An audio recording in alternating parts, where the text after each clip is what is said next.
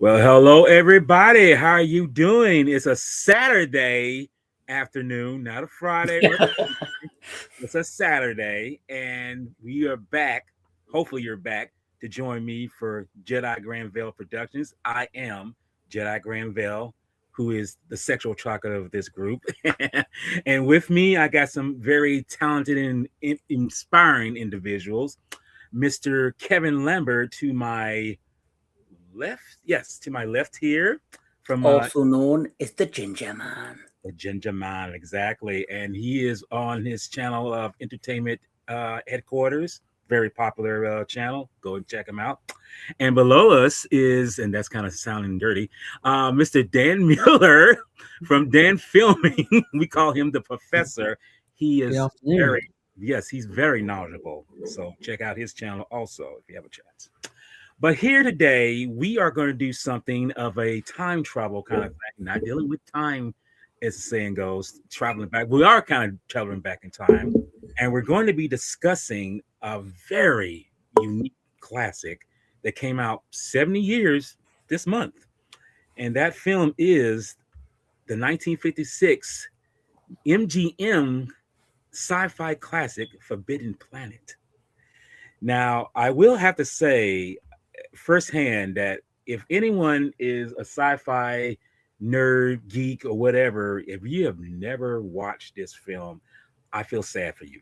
But then again, this film came out at a time when, how can I say, there was a lot of B sci-fi films come out. So maybe you kind of got lost in the roster of all these things. But this one stands out the most because one, the studio who produced it, which was MGM, they wasn't doing science fiction at this time. They always pretty much doing musicals, dramas, or whatever. This was their first foray into science fiction, and it was kind of like skeptical, kind of like, I don't know if we really want to do this. Mm-hmm. So, knowing that they went head to head and say, okay, we're going to give you the benefit of the doubt, we're going to try it out. And sure enough, 70 years later, here we are talking about it. And I don't know. I mean, I don't know how you deal in the film. I'm about to ask you, but this film is a true gem that has pretty much, dare I say, influenced so many other films that have come and gone now. So, with that being said, when was your first time? I'll ask you, Kevin. When was your first time hearing about it and eventually seeing this film? So obviously, as you've mentioned, Forbidden Planet is a classic. It is a, detriment to a lot of future science fiction movies. I had heard of it many, many times as I got older. I probably would have first seen this, but I can't remember it when I was a young kid over at my grandparents' house, because generally what used to happen when we went up there is we would have Sunday dinner with all the cousins, aunties, you name it. Once we had the dinner, we would then sit down for the afternoon matinee movie, because during like the late 1980s, in the middle of the 90s, they used to show all these classic movies like through the afternoon. And then later on, after you have the afternoon nap, after having your film, you'd wake up and watch all the game shows on Sunday night. And I remember definitely seeing this film, and couldn't remember the film, but what stood out was Robbie the Robot. So Robbie the Robot was the signature that I recognized, from this particular film. And then I've watched it once or twice throughout the years and always thoroughly enjoyed it. And the great thing I like about this movie is, as much as it's got like all your stereotypical sci-fi, tropes in it. Mm-hmm. It's also unique in the fact it's also very much like a psychological film. Right. Because of we'll get into the story, but obviously when it deals with the mind and imagination and projection and all of that stuff. That's pretty much it. Mr. Miller, when was your first time coming encounters with the Forbidden Planet? Now, Forbidden Planet, when I was growing up in the early 2000s, I heard a lot about Forbidden Planet and even came across it in books and I was reading on science fiction. And it wasn't until I was halfway through college I went to a HMV store in Milton Keynes, and on Blu-ray and DVD there was this movie as part of the premium collection. It's number two. On that, number one is the movie Them, which I also got the second time. Cool. And yeah, the first time actually sitting down and watching Forbidden Planet, I realized just how quickly what about it made the movie the cult classic that it is, not just in science fiction, but by extension, all of cinema history in general. Now, the character of Robbie the Robot I actually knew about before I've learned about Forbidden Planet because he made a cameo in the film Gremlins in one of the cutaway scenes when the main character's father has gone to the convention and the robot prop is standing in the background behind him while he's on the phone. Right. Then, of course, I was watching the movie and so I'm thinking, wow, mid 50s, this was ahead of the curve in a lot of ways relating to the genre. And I've also noticed it was actually the first movie to have a fully electronic soundtrack as opposed to a grand orchestral accompaniment, which was common practice back then. Yes, made by these two individuals right here, Yes. and Louis Barron. Yes, that's why I wanted this picture here because these were the individuals who created something that was so against the grain in terms of how we should perceive a soundtrack in terms of music or whatnot. But as it turns out, they were geniuses ahead of their time. As you can That's see. right. Yes. But continue on. I mean, you were saying. Yeah. Absolutely fell in love with it immediately. Not just because I love science fiction among horror and fantasy, but I also love vintage cinema. And this, I was so glad I was able to see this the first time back in college in my teens. And then I rewatched it earlier again today to get it fresh in my mind. And not only realizing that Leslie Nielsen, this was one of his earliest movies in his career before he became a comedy legend with things like The Naked Gun and Airplane and those sorts of movies later. But also Robbie the Robot, he himself became a very big cultural phenomenon, especially among science fiction and also in popular culture. He did.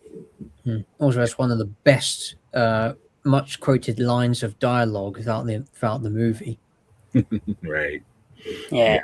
And there is something that it took, there is something that Forbidden Planet did do, like not just the film culturally, but here in the UK, there is a pop culture store known as Forbidden Planet.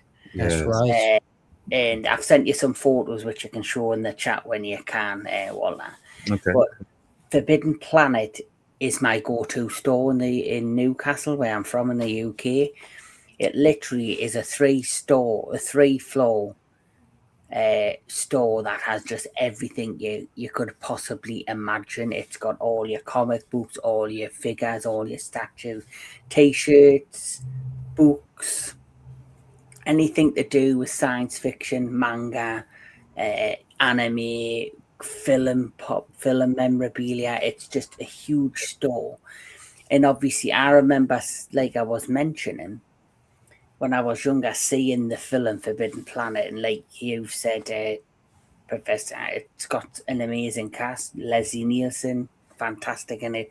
But then growing up and then going into Newcastle, and I got older with family and friends, and seeing this store and seeing the net title Forbidden Planet, it immediately grabbed us.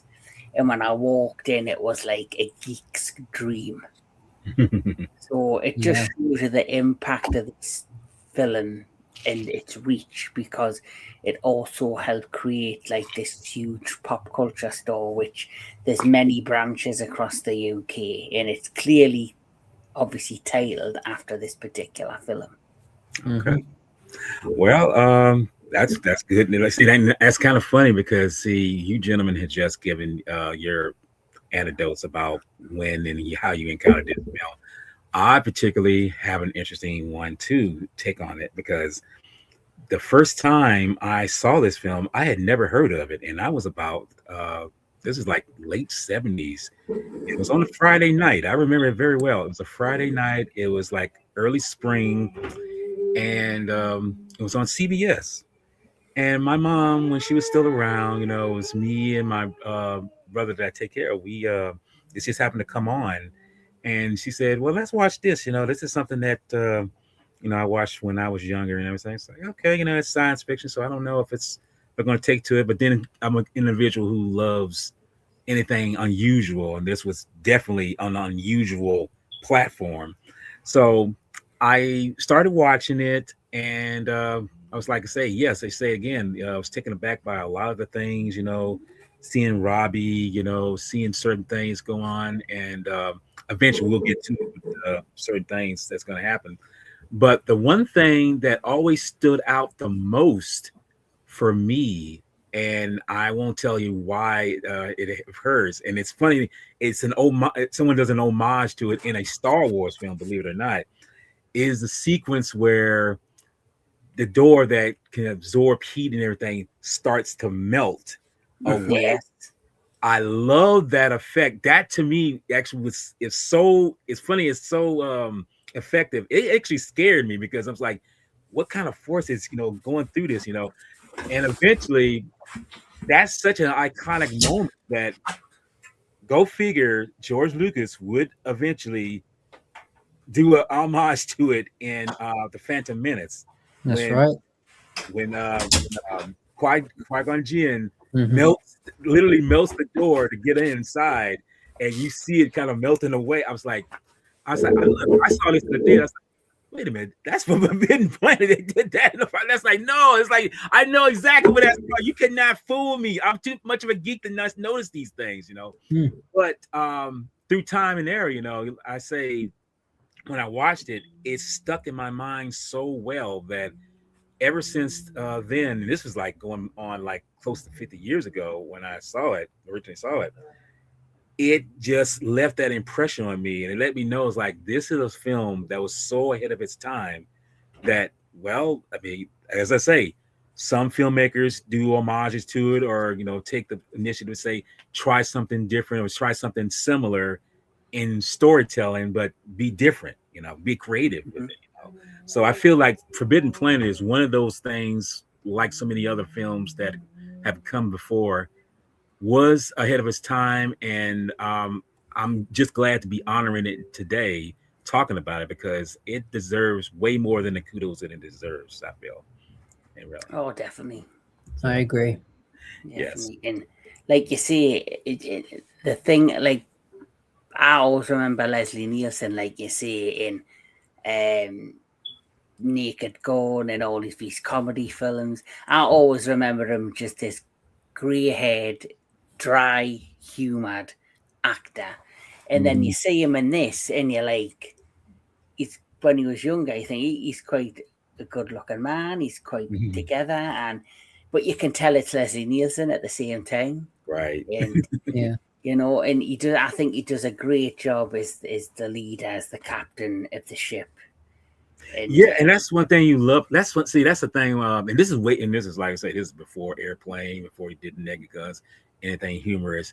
He was somebody who was a serious actor, and he was someone that you take seriously. But I guess in time, it's like his flair and whatever, not so much dim. It's just that he went a different route later on in life and seemed like he became more popular Mm. in the 80s and 90s for some reason. It's kind of weird yeah, how that position was, you know. That's right. But to kind of get a thought process on the film itself, this is I'll read it. So this is a 1956 American sci-fi action film by Metro Goldwyn Mayer MGM, and it's from a screenplay by Surreal Whom, I think that's what it's pronounced, and the story is by Avery Block and Alan Alter. Now, interesting about this, I should mention before I get any further, I Ivory. I'm saying is the same. I'm saying it right. Ivan Block. Ivan Block. Thank you, Ivan Block. Believe it or not, I've mentioned this before in another podcast. Me and Professor did the Chronos thing. Yes. He actually did this. He actually made up the story for that film. So it's kind of coincidentally that when you see the moment with the doors showing that it being heated up, believe it or not, that's kind of a thing they translated for Chronos also. So he had a big hand on with that, with that also. So it's didn't be a surprise that he, did that kind of transition, saying, "Well, let's do this," and then, like I say, I'll just add a little bit on to this also. But also, going on from that, um, who's we mentioned the music by Baby BB and Louis Barron. It's directed by Mr. Fred M. Wilcox. I'm sorry. Wilcox, yeah. Wilcox, thank you. I'm terrible with names. And it stars, of course, Walter Pigeon, Anne Francis, Leslie Nielsen, Warren Stevens, and Roby the Robot. Now, considering that we know who Warren Stevens is, but we have a picture with Walter Pigeon, Leslie Nielsen, and Anne Francis in the same picture with Robbie the Robot here. And like I say, it was released on March the 2nd, 1956, but got a national release like 2 weeks later. So it's and it's roughly based on William Shakespeare's The Tempest. And if anyone knows what The Tempest is about, it's about someone who is about Perfiloe on an island, and he's so much the master of all he surveys, and he's so-called kind of egotistical with his surroundings, Yes. And it's kind of weird that, because see, that was the thing I never got when watching this film. When I first originally watched it, I mean, I was not seeing that because I didn't know about William Shakespeare. I didn't know about plays. I didn't know about because I know this is kind of based on William Shakespeare's The Tempest as well.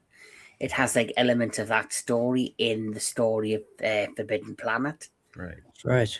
So it's very, very. See, that's the thing about these films is like they take something up old, because that's something that Kurosawa is very well known is taking some elements of William Shakespeare and kind of not so much translating, but making it its own to say what the story is, going by, But that's what it's kind of roughly based on. You kind of see it in the film, but as I say, we'll get into it and kind of get into discussion of where this film starts and where it ends, and kind of point out certain things that really stand out the most. Because if you think about it, a lot stands out from this film, and if you watch it, you'll notice that there's some elements of this and that and everything. So, but anyway, the film pretty much begins in 2020.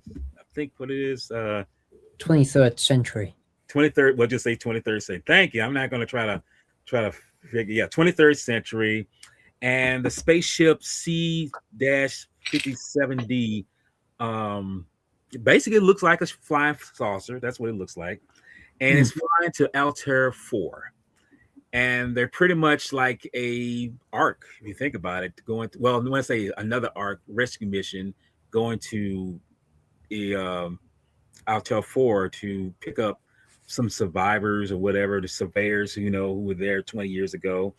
And, I mean, they pretty much a rescue job, whatever. And their basic mission was to, like, say, pick them up and then it's say replace them and say, if we have to, we'll stay here and go from there.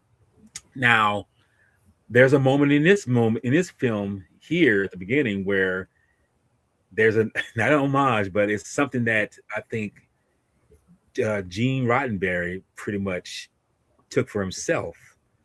It's when they're in these shafts, and it kind of reminds you of the what's it uh, I'm getting brain fart here.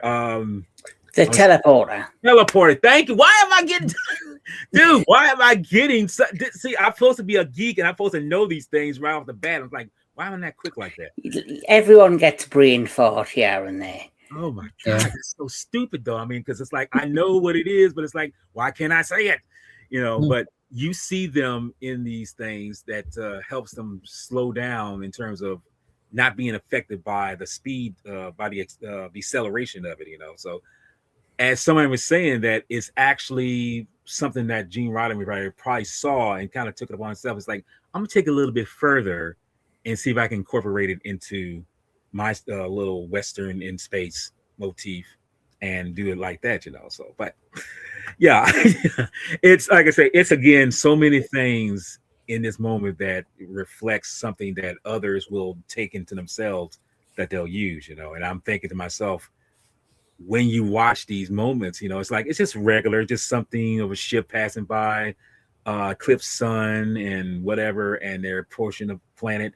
And again, this film has some very memorable effects. I mean, they're not exactly what you call age. When I say they have aged very well, in my opinion. I don't know how you guys feel about it. It's I would agree. I mean, in fact, I'll just go one further. How do you feel the effects in here compared to the effects of now? I mean, everything's so CG died to a degree. What do you feel about the film? I mean, Ahead of the time. That's what I feel. Very much ahead of their time. I think back in the day, they were ahead of the time. I do think not all of the effects, but some of the effects is dated.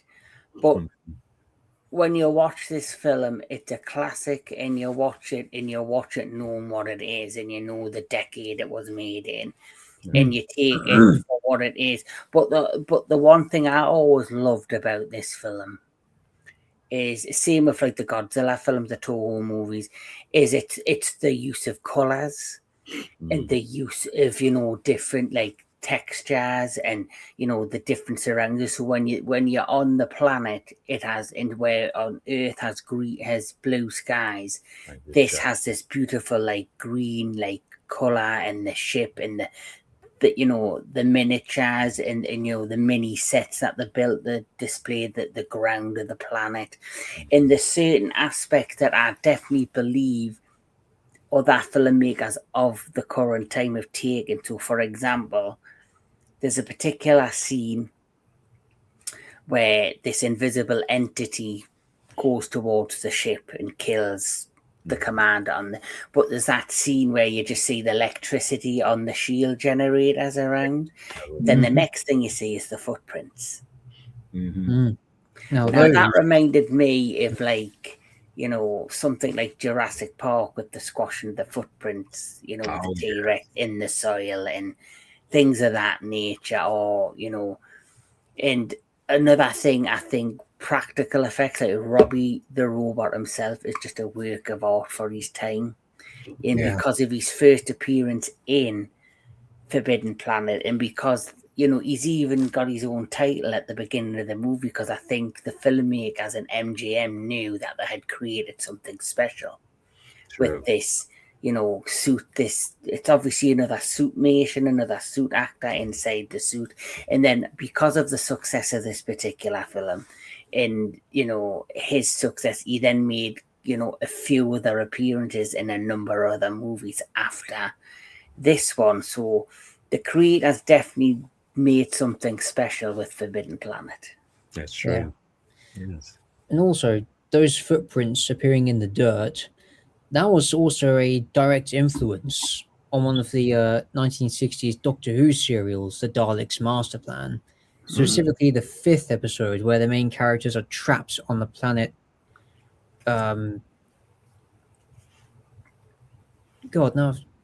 Myra, that's it, planet Myra. Okay. And they're surrounded by the Visians, which are literally invisible creatures, and all that you see moving through the jungle and swamplands are these footprints just imploding in the ground with no actual body.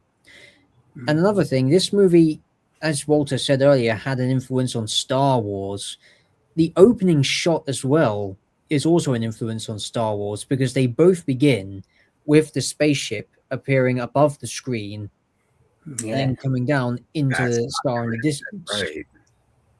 Yes, that's yeah. a very good point. I can see I've never even noticed that until you Mm. said it because, I mean, the opening of Star Wars is so iconic. It's like it's it's like probably overshadows that, but it's like, well, no, because they actually do it. They go right overhead, and it's like they were Mhm. the first ones And to. the one thing I would say as well, if anything, Forbidden Planet is like a blueprint for science fiction. Like Yes. anything that comes after it, you can see its influence. You've mentioned straight away before, Walter, the teleporters in Star Trek, Doctor Who, Star Wars. It's all, you can see elements of it, and like even some of the droids. Like there's a droid that you see in one of the scenes, and I think it's when the Jawas go to pick up Ben Kenobi and Luke Skywalker. They've got that giant, Oh yeah, the Gonk droid. there's Yes, like a walking little black droid with these two little legs in it. As soon as I see that, I instantly think of Robbie the Robot. and that's Mhm.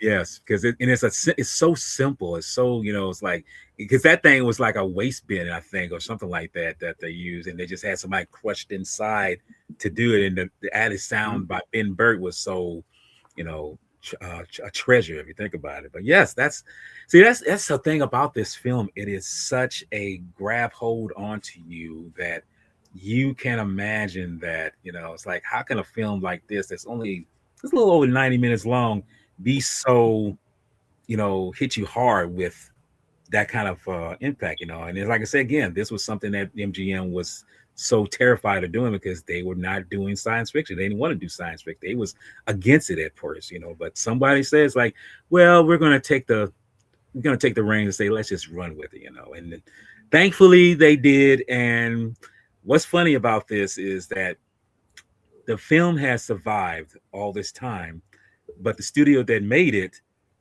no longer in existence. I mean, it's in like how can I say it's in tatters, basically. I mean, it's by name itself, but the studio, what it was, it's long gone. That's why I say if they had not done the film, they wouldn't have anything to be remembered by in terms of their success and what this film brought to so many fans like ourselves. That's right.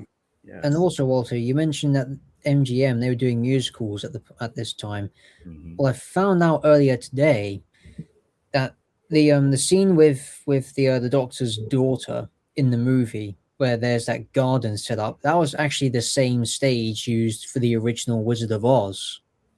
Whoa, okay. That makes Mm. sense. That would make sense. And just to clarify, that is Miss Anne Francis there in the still Yeah. picture still. She was beautiful, man. I ain't gonna lie. She was that's one thing. And I have to say this: the beauty of the women back then was more gratifying, I feel, than the women today. I mean, I'm not saying that there's not any beautiful women today, but and she was wearing, what you call a mini skirt, something that was that's another thing, way ahead of its time. I mean, they weren't wearing something that was not that conservative. She was wearing something that was just like, just random things. But it shows too the females back then had a more grace, more delicacy, more enticing way of presenting themselves. And nowadays, you just got women just throwing themselves out there, just not caring about no conservatism and leaving anything mysterious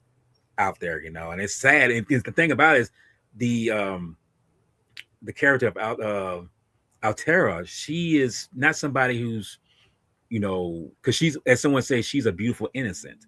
She's not somebody who's, trying to influence anybody, not trying to gain some kind of, validation about who she is or what she is. She's just simply being her. And, because there's a point in the movie where she actually tells one of the men that visits, Walter Pidgeon's character, what's his name? My God.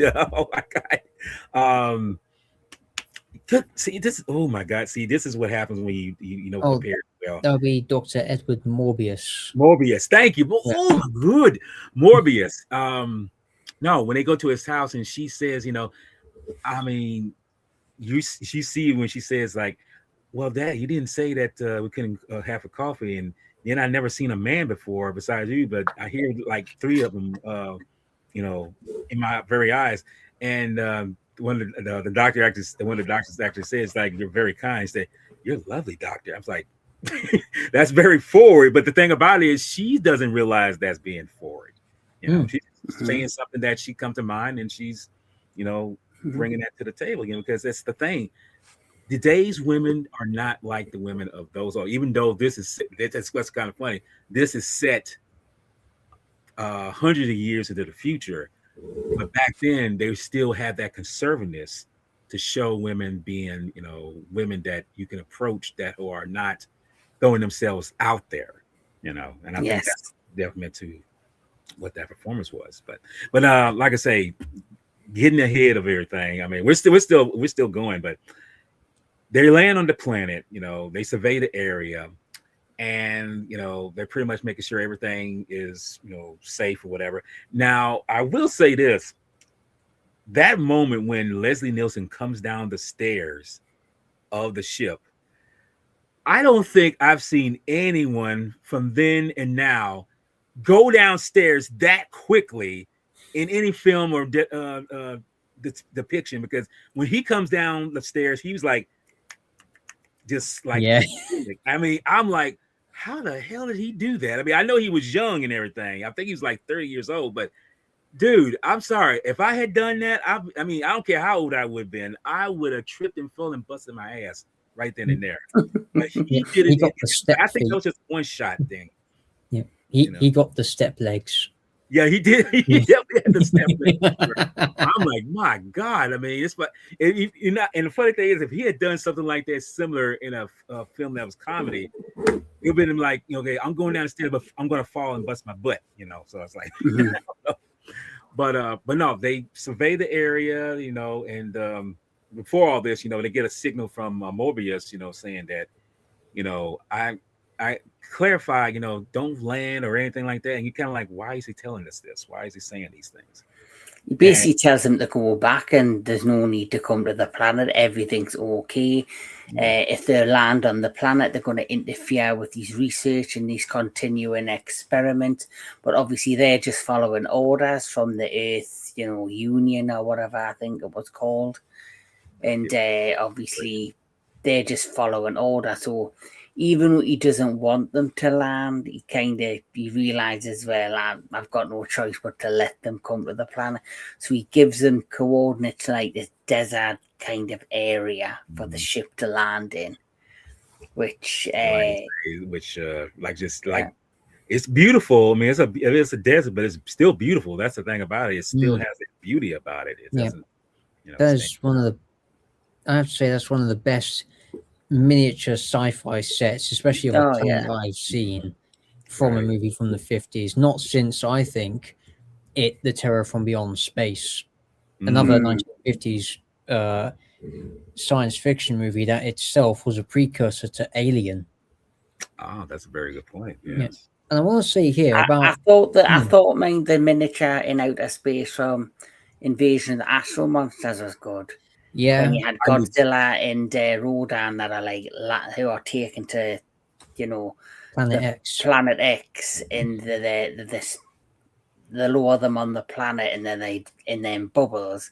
I thought that was great. And some of the Gamera films, Alien, planets were quite interesting. But I do think some of them, because they come out after 1986, some of them, 1956.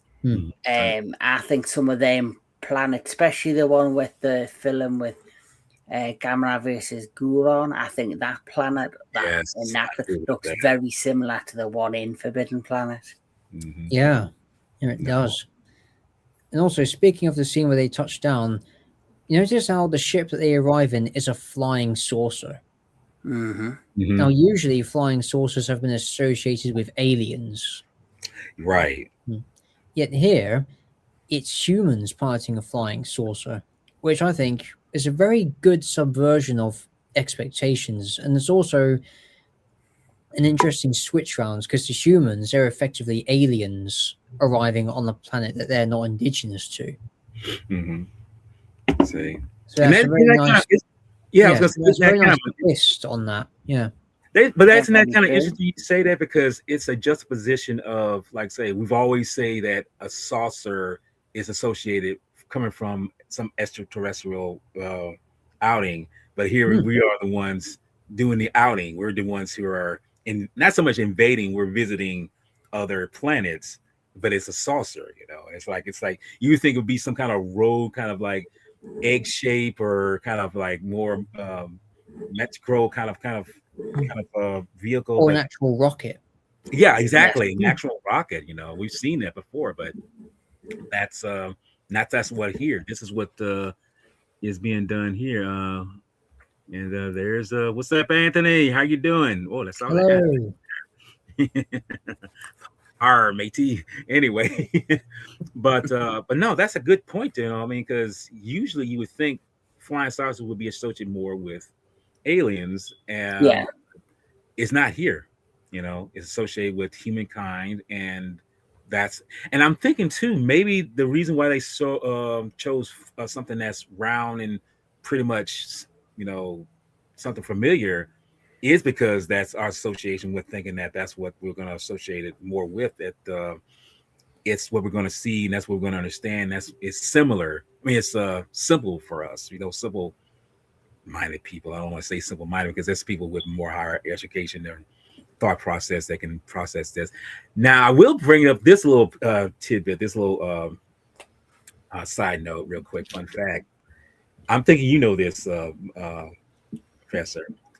This same model of the ship, guess where it was used again in a later outing in television? Can you guess? In television. Mhm. Right. I don't mean to put you on the spot. I mean, I'm thinking Right. you might Okay. know. Okay. I'll let No, you. no, that's right. In It television, wasn't Lost in not a film. Space, was it? Huh? Lost Say- in Space? No, it wasn't Lost, but you're No. getting close. Hmm. It was actually on an episode of The Twilight Zone, believe it or not. Oh, I was going to see the Twilight Zone. Yes. Yeah. It was the. I was going to see that. Or I was going to see oh, what's that other show? Well, he said Lost in Space. Mhm. I was thinking something like Earth versus the Flying Saucer, something like that. Mm. Mm. Well, it's kind of funny because, like I say, I would think they would never use because that's the thing about props of any kind that, yeah, especially now and then. They make the props, they build them, they film them, but then it's like if there's no more use for them, they trash them. And or they sold them to another studio. yes, and funny enough, they managed to sell it to the producers of Twilight Zone for that one episode where it's like, and it's kind of funny. They're invaders. They're invading a planet where people who look human are just giants in their faces. They're just big people. Nothing major, but it's gratifying knowing that how much of an effect of this to this leads to something else. But Yes. yeah, but Yeah.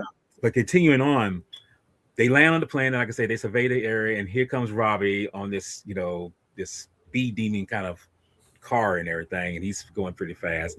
And we get the introduction of, like I say, Robbie. We get the introduction again of Robbie, and he's speaking in such a speech-wise where he just says like, if he asks like, if you can't speak English, I have how many other dialects and tones to compensate for all that. He's such a friendly presence. He's not something threatening. I mean, he could pretty much tear down the walls of a structure, but that's not his mobility. That's not his main goal. His goal is basically Isaac Newton's, not Isaac Newton. Not what was Isaac Newton. Who is that? Isaac, not Isaac Newton. It's a guy named Isaac's 3 laws of robotics when it comes about how it serves man, whatever, and not harm him, whatever. But anyway, he he escorts the captain and the doctor and the other guy. The what was his name? Fergie fought. Well, anyway, the second, basically second in command or something like that. They take him to Morbius' house, and it's a beautiful house. It's a beautiful structure. Everything's vegetation and everything. And they're introduced to Morbius. And Morbius tells him, yeah, you're welcome here, but you really shouldn't have landed. And it's like, why are you giving this forbidden? Why are you giving this forbidden? Why are you giving this foreboding kind of message to us? Like you're making it seem like we're a threat or something like that. This is where you start to see the seeds of whatever Morbius is producing. The captain is pretty much saying like something's going on, something's amiss here. And of course, we are introduced to Altera, and we're pretty much are, just like going through the tide of like, okay, what happened to the other crew? What happened to the people who, the Bellerophon? What happened to them? And he pretty much says that the ones that stayed, something of an unknown force killed them. And there's a moment where you see the graves in the distance, which I gotta say, that's a beautiful. Yeah. I thought that shot was beautiful with the graves, and it shows you that it had like a bit of a presence to it with having seen the graves. Right. Yeah.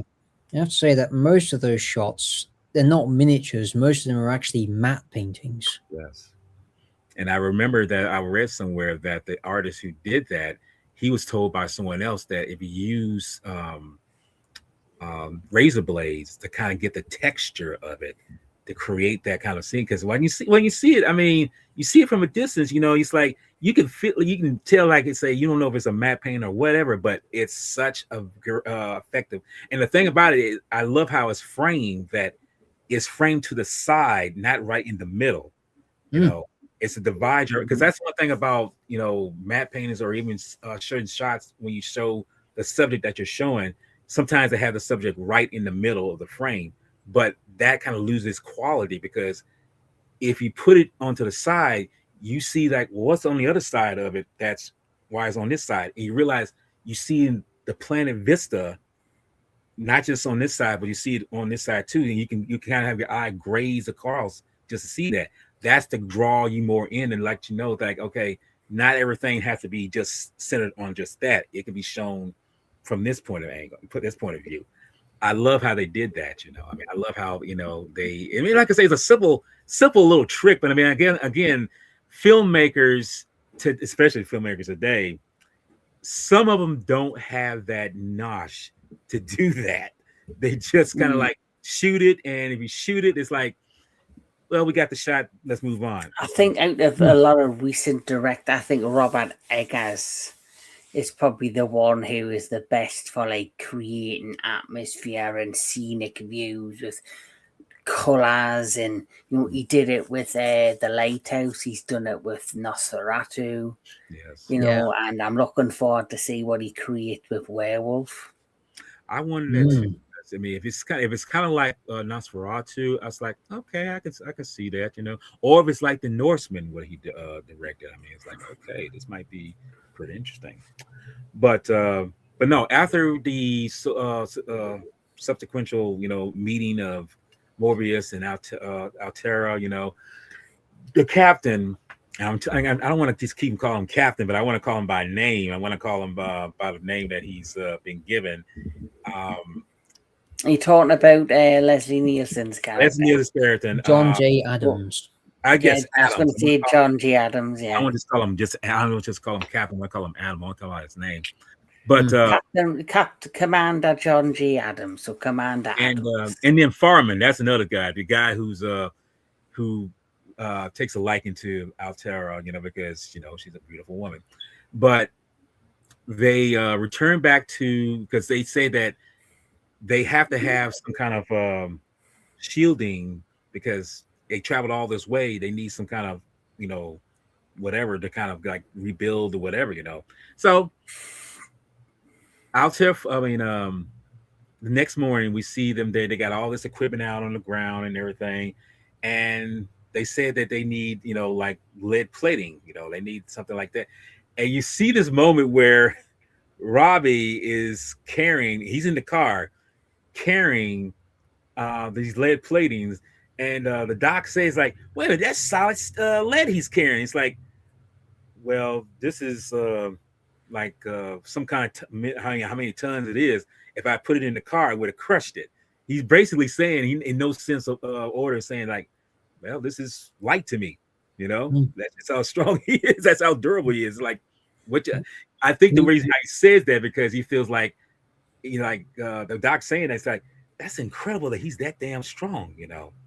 So that's also materials that Robbie can do. There's also something that Robbie can do in the movie. He can generate materials with the little compartment in his chest. You put it in, he analyzes it, then he can replicate it and use it to create new materials later on, which he does for the ship's cook because he loves his alcohol.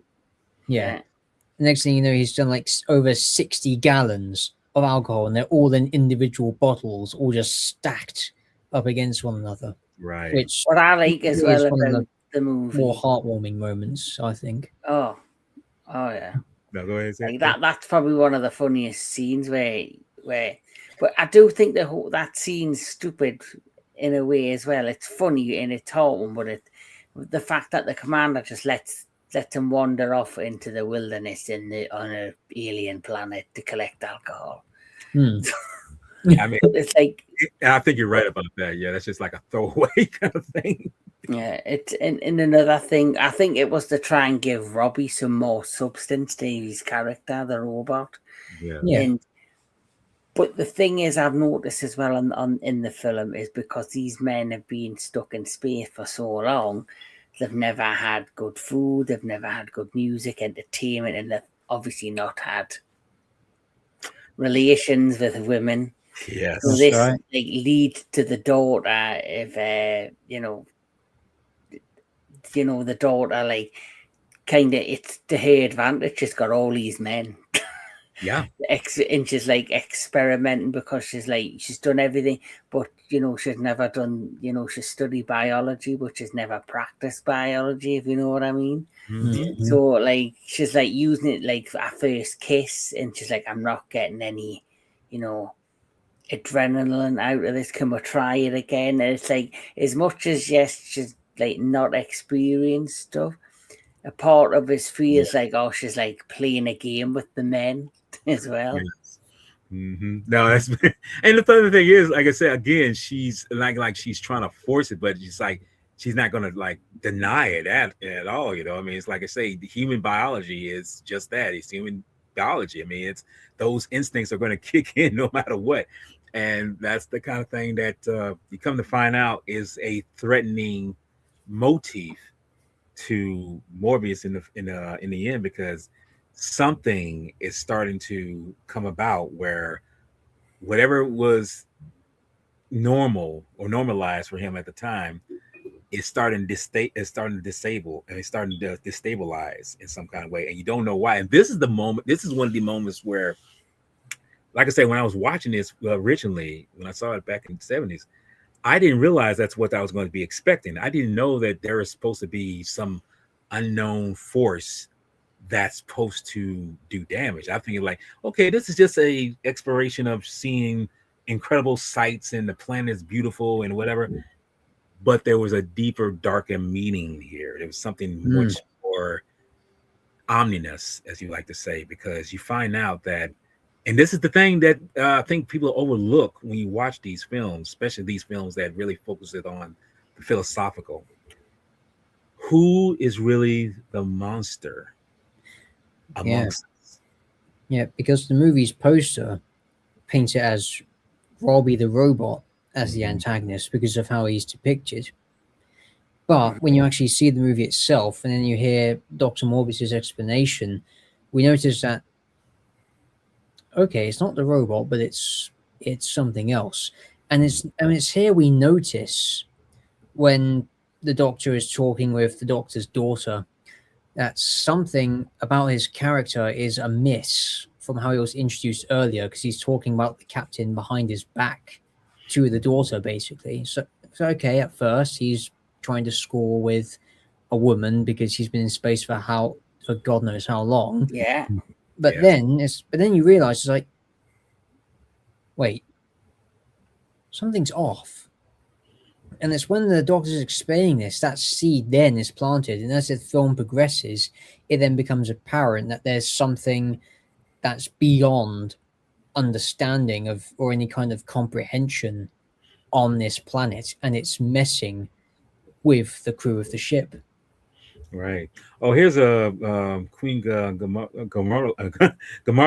I mean, I can't say her name. I want to make sure. Queen Glamazona 8789. Yes, thank you. She asked this question. Do you remember this episode from? I personally don't remember. I kind of remember. I mean, it's been so long, but no, but I kind of remember. I was gonna say if you have remembered, I wanted to show that because, like I say, why can't I say? See, that's something about me. The simplest way of things being said, you can say them, but some people got a better way of doing it. But Queen Glamazonia, 79. Okay, I said it right. So I don't know. Figure. But yes, this is the whole point of what the film is coming to, because we see all these little mix and matching things of, yes, we see that Morbius's daughter is pretty much becoming more human than usual because she's human. And we see that, certain things like Farman, he's trying to push up on her, but then we see that Adams is starting to develop feelings for her regardless. But he's more a gentleman about it. Right. Yeah. Where, he's at first when he sees when he sees the other commander kissing her, he's like, you would, I understand it being in space all the time, but we'll still have protocols, rules to follow, all of this stuff. And he's trying to be a gentleman, but then the more time he spends with her, the more he then begins to like have these feelings.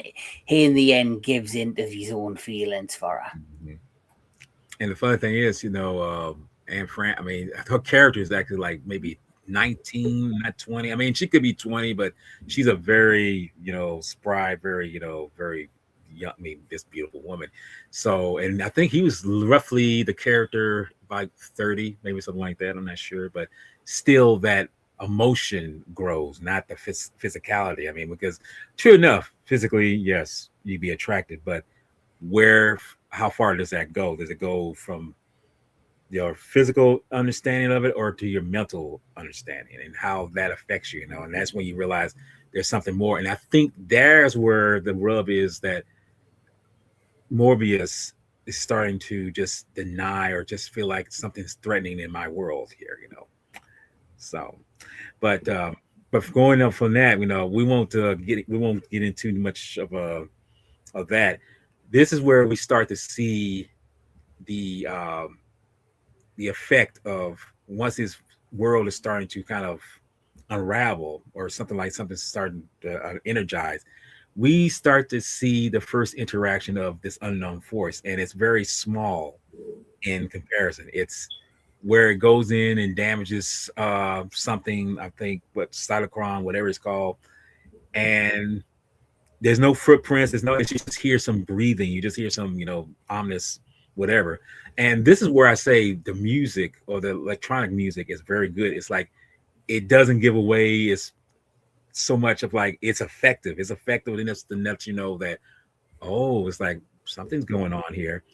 And we discover that something was affected, something was broken, and it would hold them back for a minute, so you think, like, if you want these guys off the planet, why would you send something that's going to damage them or anything like that? Maybe because in his mind, it's like, well, I'm doing you a service by getting your behinds out of here quicker, But this leads the captain and the doc to go back to Morbius's place to confront him about, okay, what really happened to the Bellerophon incident? Why did it blow up? Why did it, what happened? So they are waiting out there. And like I say, again, this is where we pick up with Altair, because she had mentioned, in his interaction with the captain, and he was so mad about, because this is where he's human also, not because he's been stuck in space for so long, but he's human because he's feeling that jealousy that other men that he's over are taking a liking to. And it's like, well, I like you too, but I can't show that. I got to be a captain. I got to show authority. So the next day, she's coming out of the water, and again, this is where the innocence comes in, where he says, "Come in and join me," because she's swimming. Come in and join me. It's like, well, I didn't bring a bathing suit, and she says, "What's a bathing suit?" It's like, oh my god, So it's like these are moments where you realize it's subtle things that she doesn't understand. She doesn't understand what conservativeness is. She just realizes like I'm just being me. So there's a moment where their interaction is, to kiss or whatever. And I forgot to mention this, where there's a tiger in the animals that are there, like deer and everything. There's a tiger there too. But the tiger, for some reason, because it was friendly to her before at the beginning, but now it almost strikes, and this is where Adams has to kill it, vaporize it, basically. There's another thing about this film. The blasters, another foreshadowing to Star Trek, be able to fire phasers and everything. Yeah. So it's almost, like I say, these little nuances of things that's in this movie are just a precursor to other things, not so much greater, but just more, like I say, we stick in our minds that are going to be there for our viewing pleasure, like I'd say. Hold up a second. What she's giving out some great stuff here. Hold up a second. Okay. Yes, that's right. I remember that. Yes. And hallucinating. Yes. Yeah, this is from the let's see this. Yeah, see, I mean, this is what I'm saying. I mean, this has such a greater meaning to it than just science fiction. It's showing that yes, she was very stunning. Exactly. And yes, that's right. I think you did say Lost in Space, Professor. This yes. Okay. But no, but getting back to the story, they interact and this is just one moment where you realize something is destabilizing even for Altera, because usually anything that would harm her would be protected, but now something is officially, going to cause her harm. So you kind of wonder what the hell's going on here. So we discover that the professor or the doctor Morbius has been in his chambers all this time, and this is where he starts to give the discussion about who were the people who were on this planet to begin with. The Krells. The Krells. In fact, I'll kind of let you, Kevin, kind of just explain the little meat of the bones of what the Krell was. I'll just let you do that. So the Krells are basically an ancient alien race that lived millions of years ago on this planet. And they had like a unique technology that was advanced, and obviously you see Morbius, who's on this planet, and it's basically revealed when all this stuff goes wrong, when the other commander's killed, they find the footprints, they know there's some sort of alien presence now on the planet.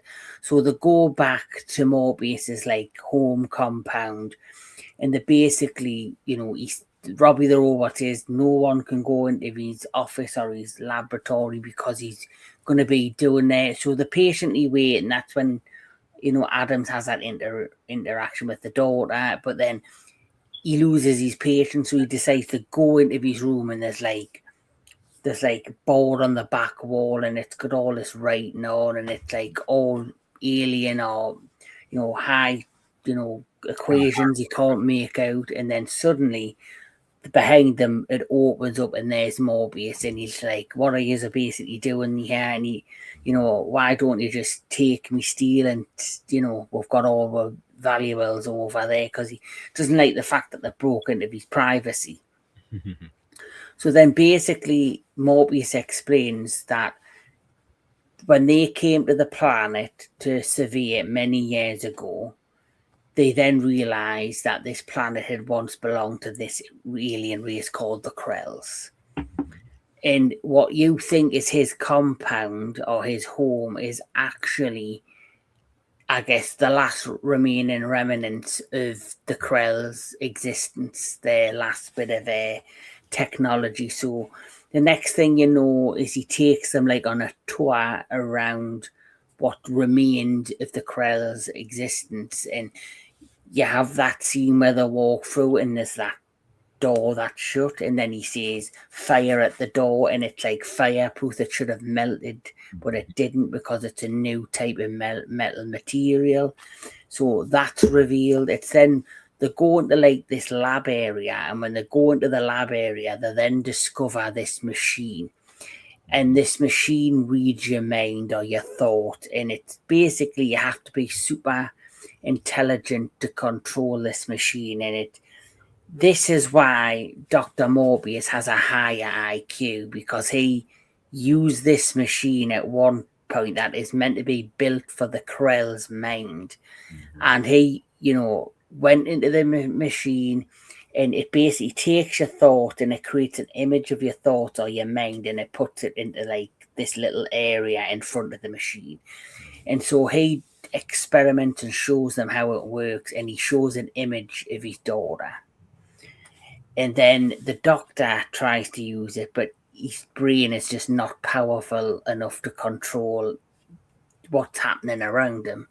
They then also go into this giant, it looks like a giant machine. There's like these, like, it looks like elevators going up and down. They're going to this pod, and it's basically the inside of this giant lab and this giant underground facility that once belonged to the Krells. And basically he's been over the many years, I think 20 plus years on this planet, trying to figure out all the the text that's been left from the Krells, trying to diverse and understand the technology, the language, everything to do with this ancient race that once lived on this planet nearly 1 million years ago. Yeah. Yes. And I was just like to add onto that, the scene that Kevin described, that is a really excellent mix of miniature effects, matte paintings, and optical effects as well. It really just shows off the sheer scale of this underground working that these characters are walking amongst. Like, you look at the matte painting of those elevator shafts going up and down, and the characters are on the walkway, and you look down over the edge. That painting really sells the illusion of depth and scale. Mm-hmm. Yeah. I like to add to that. I mean, I wish I could have found behind the scenes of that moment, because that is one of the most impressive moments of a mixture of miniature, compositing and everything, because it's so impressive, because it gives that, you say, it gives that depth of field of these things. I'm just like, dude, I wish I could have seen behind the scenes of this stuff. But I did read something as well that in RoboCop, executive producer John Davison wanted the interior of the OCP headquarters to look like the Krell's underground machine complex, which were his favorite shots in the movie Forbidden Planet. That wouldn't be surprising, because let's be honest, it is very effective. I mean, if you see, you can see a little bit of that in RoboCop a little bit, but yes, but you can also see a little bit of it in Star Wars when the characters are walking around the Death Star, like when Han and Luke are escorting Chewbacca to the prison cell, and then past the barriers where there's the elevator shafts, you have that long shoot downwards into nothingness. It really invokes that scene from Forbidden Planet when they're looking around the Krell's infrastructure. Yes. Well, look at even Total Recall. Yeah. Them scenes where they're on Mars, and then they've got the big facility that creates the air and all that big machinery and all that, and that's definitely feels like it could have come or inspired by Forbidden Planet. And also look at what happened to Palpatine. Right. Just threw him down the big machine. So Yeah. That's what I'm saying. That's what I'm saying. I'm glad y'all bring that point because it's like that's right. I hadn't thought about that when Palpatine gets his ass thrown into the damn thing. It's like, yeah, that Yep. is. Yep. He's joined the Krells now. Yeah, right. Yes, that's what. Yes, yes. It's very unique, Queen. It's just like because the again. Let's kind of talk on that a little bit. Let's touch on that real quick again. This was something that was so unorthodox in doing. We know the traditional way of music making or soundtracks, but I think that was at the whole point of what they were doing. BB and Lewis were creating because they were given something, and I mean, I'm pretty sure you gentlemen will agree with me.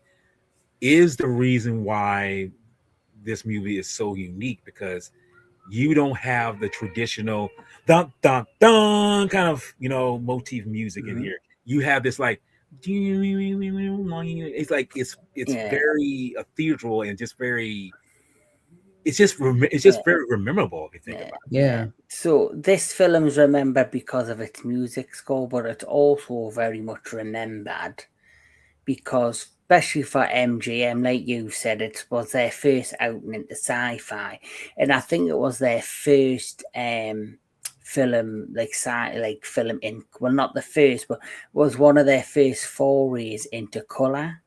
Yes, film with color. CinemaScope. It's in CinemaScope, yeah. So majority up to that point were black and white, and I think they had seen what the other larger studios were now starting to introduce colour to their feature films. Mm-hmm. So they very much joined the pack of trying to create, films with colour. And, like you said, part of the set on here was used in The Wizard of Oz. And you remember that shot in The Wizard of Oz, once they left Kansas, it went to colour.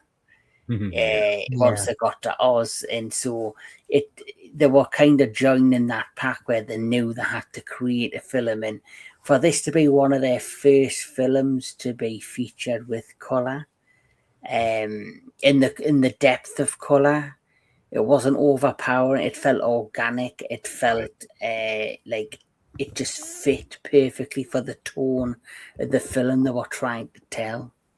Exactly. I mean, because that's the whole point of it. I mean, it's not about oversaturation. It's about how do we see this world of Altair 4 and how should it be presented? Because, as you say, I mean, yeah, this was MGM trying to catch up with the Joneses. But at the same time, I'm thinking that they took a very, distinguished way of doing it because it's like, if they were doing it in a flashy way where it's like everything's sprayed with this kind of color, it's like, okay, then you're going to kind of lose the whole effect of what you're trying to tell in terms of story-wise.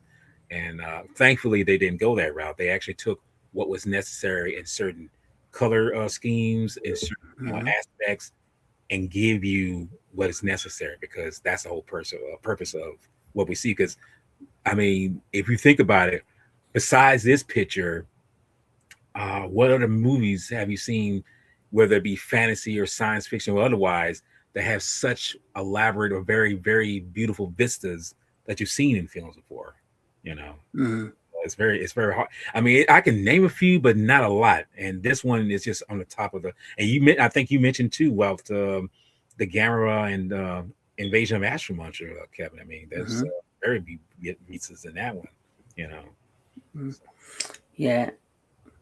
But like I say, getting back to the point of what this is all about, he's showing Mobius is showing the technology of the Krell, because when you see this doorways, you kind of wonder like what were their figures like? It's like I would like to see what the Krell look like, but as you say, there's no physicality of what they look like, so that is locked in your mind, knowing that whatever they weren't some kind of humanoids. They was something otherworldly. Yeah, they were a lot larger than humans because, as you know, when they're sitting in that machine, the pointers that go onto Morbius's head and the Doctor's head, they're widespread. Yes. So I would imagine the Krells are meant to just sit there and touch these. Yes. But obviously they've got to bend them into their heads. So I'm assuming they were a lot different shaped and larger than a human. True. See, so we can only imagine what they was expect. But see, I think that's left to the audience interpretation, which is a better Mm, manifestation than just showing you this, because you can show it to a person, but let them think about it. Let them see what it could mean in their minds with it, because the imagination is way more, effective in that sense. I agree.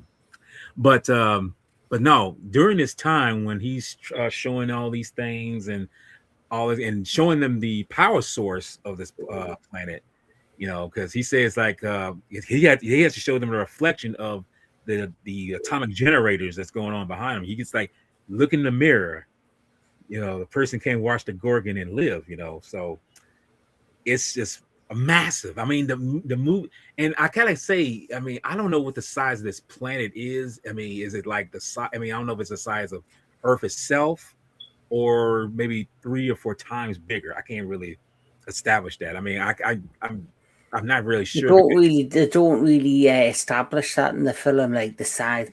I think it feels like it's a similar size to Earth.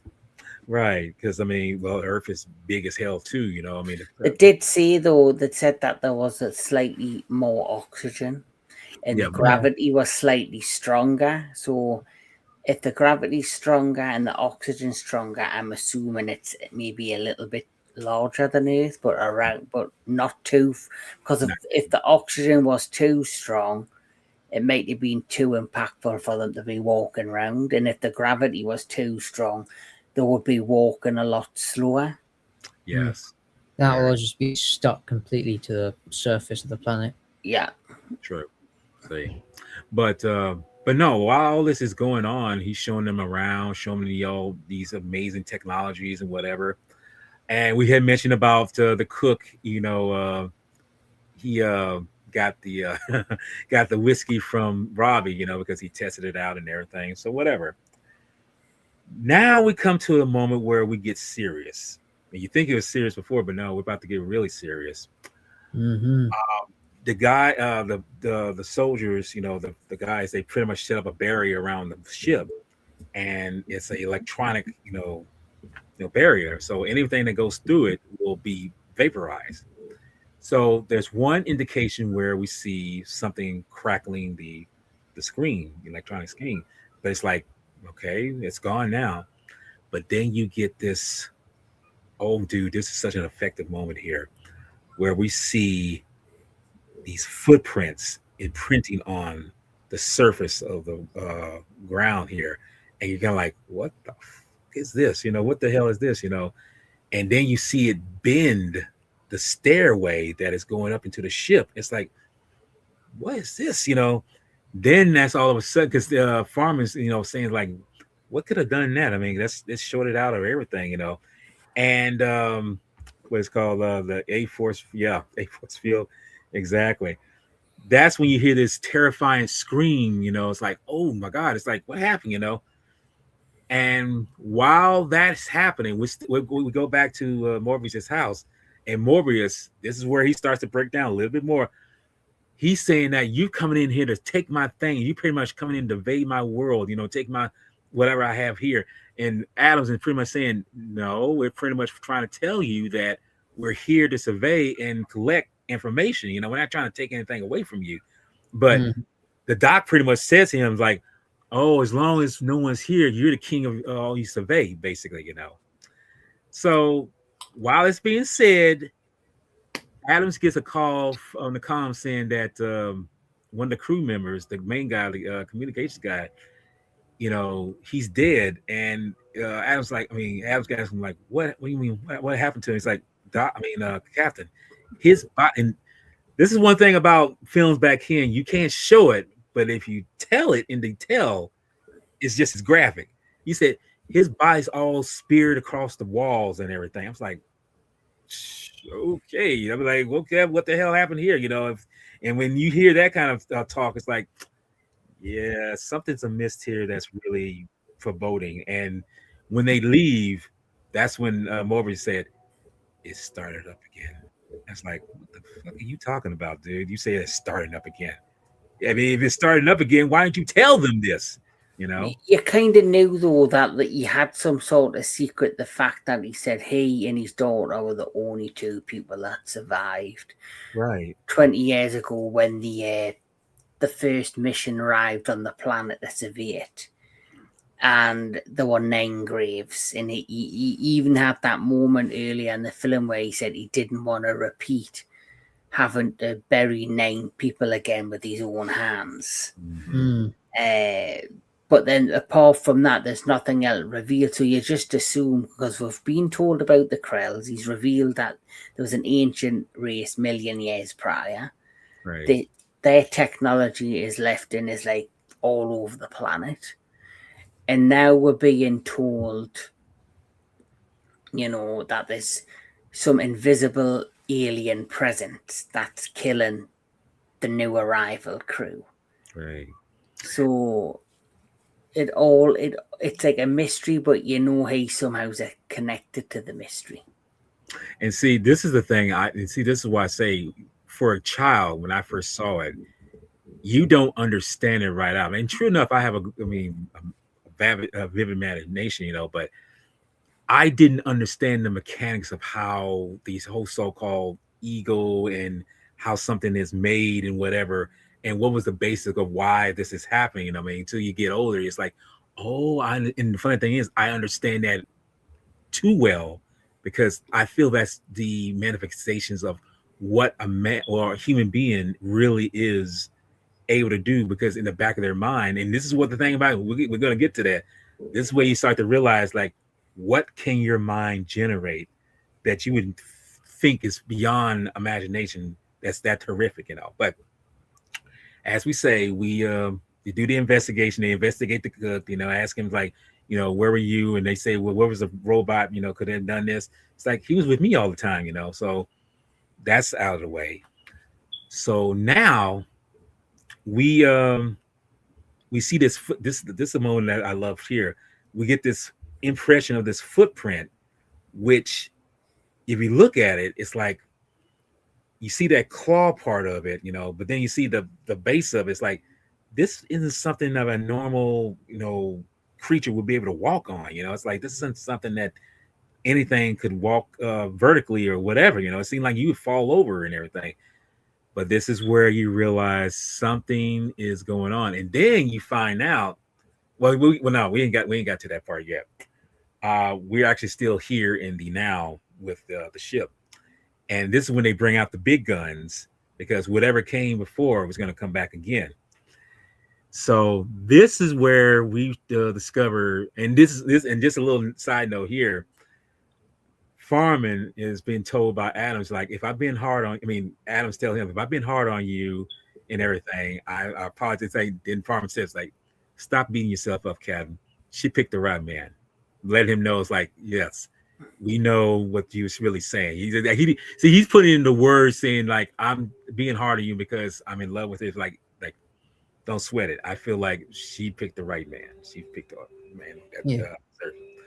So here comes the moment that I'm gonna tell you right now stuck out. If that part where I mentioned before earlier about the door, this is the part that scared the bejesus out of me for a 8-year-old. They see something coming, or say they sense something coming, but they don't know what it is. And then we are introduced to this manifestation here, which is the id. This thing, whatever the hell it is, has a shape, but it's invisible. And they say once it hits the barrier, it's like, it's, just what it is, and I'm just like, and the funny thing is, this thing is, you really look, because when I really broke it down and really looked at the behind the scenes of it, it's just on basically two cranium, two limbs, yeah.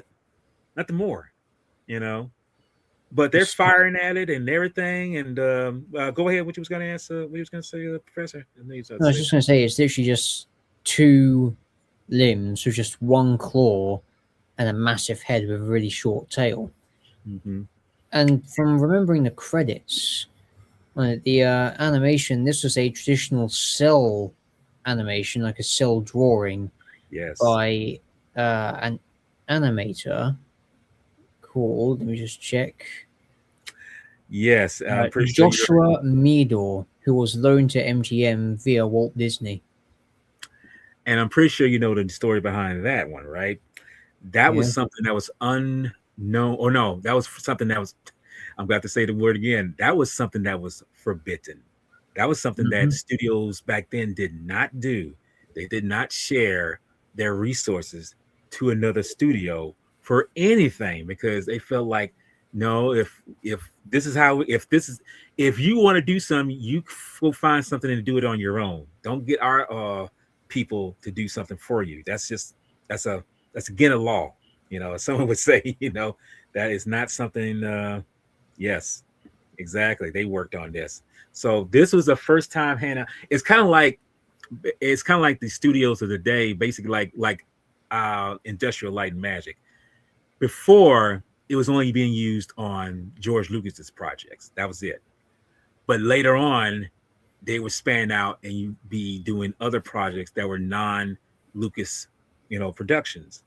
So then whatever they did back then was another stepping stone in terms of studios interacting with one another, knowing that you don't have to have all the gadgets, have all the gumption of what to make a film. You can just like you hand out a few. It's not gonna make us enemies. It's gonna make us say friends. We're gonna be making entertainment for people to watch. That's all it was, you know.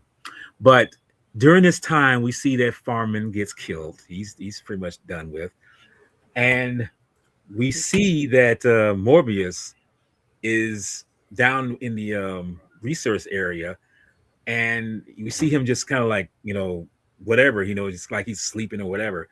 And when his daughter calls out to him, he's like, "Father," whatever, That's when the entity disappears. So it's like, oh, wait a minute. Do you mean to tell me the doc is behind all this? So when this happens, He sits up and he says, "Oh, it's happening again." hmm and what's the yes,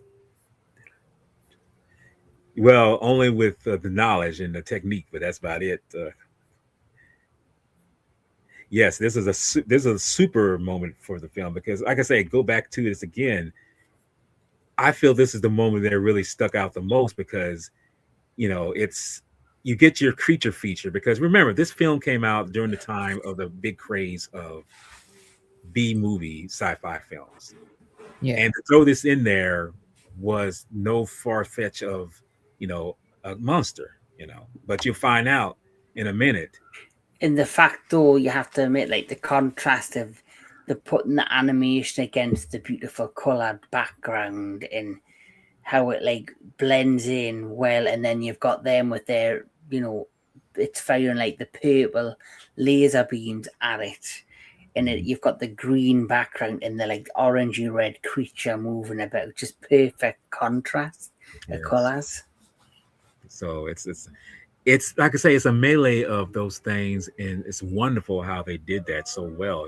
That's why I say again, they didn't oversaturate what you're being brought to the screen because I feel if they had done, I'll put it like this: if they had done what Wizard of Oz did, which you start with black and white, and then you have this lush, beautiful, Oz world. If they had done something like that, I think. But then again, I could be wrong. That might have been a turn off because like that doesn't fit the, as I say, that doesn't fit the narrative. I don't know how y'all. I mean, what would you think? Do you think it would have worked if they used that color scheme in Wizard of Oz as compared to what they used here? Just in your opinion? Uh, I think this was trying to be more like a serious action sci-fi film, so Mm-hmm. they use more realistic tones, but also give it still that alien vibe. Okay. Where Wizard of Oz had brighter colours, it was, after all, it was like a musical, Mm. Right. so it was aimed at a younger audience. So they tried to keep with the brighter colours, and it felt like more child friendly ish. Like obviously look at the witch. The witch they made her like that green because I wanted to like definitely make you realize she was the villain. Right. Dorothy was in whites and blues. You had the Tin Man who was made of tin. The Scarecrow looked very friendly, and then like you see like the contrast of colours, bright colours when they were like in the Munchkin land, and then when they went to the witch's house, the colours were similar to like say the planet here in Forbidden Planet with the greys and the dark and the reds and the blacks. See, and that's what I love about this. I mean, like I say, I feel that, and I think that's what you make. You make a good point. It's like it's the seriousness. It's because I think too, at this time, science fiction, or at least the science fiction that was coming out in the 50s, a lot of it, minus this film and films like Godzilla or even the Beast with 20,000 Phantoms, they were more of a serious tone, where the rest of them were more just like silly, just over the top little nuances and everything. And that's what you have to look up as. But I feel like this is one of the examples where you use that particular color scheme or whatever, or telling a picture because or telling a story, because the seriousness of it. You're not trying to do it as a exploitation of just what is being presented there, and that's why I think this film does well. It's like it's not exploiting something. It's like telling you what is going on to build up to the conclusion of what is really going on here. So That's right. And also, I want to add on the color of the film. Although color was being used quite a lot toward the end of the 50s, this the color palette in here is actually a lot more subdued and a bit more muted in places compared to other color productions, in the sense that, for instance, if you look at, say, a 60s science fiction movie like Doctor Who and the Daleks, where the colors are bright, they're pronounced, they're flashy, here in Forbidden Planet, it's actually muted, it's subdued, and it's toned down quite a lot, emphasizing that this isn't really a great big fantastical type of story. It's like Kevin said, it's not as visually grand as The Wizard of Oz was. This is a more gritty and somewhat grounded, for its time, a very serious science fiction movie. Mm-hmm. And Queen Glamazona is also stated. There's a scene where you see a crewman when he's buried, they do like a prayer at his graveside.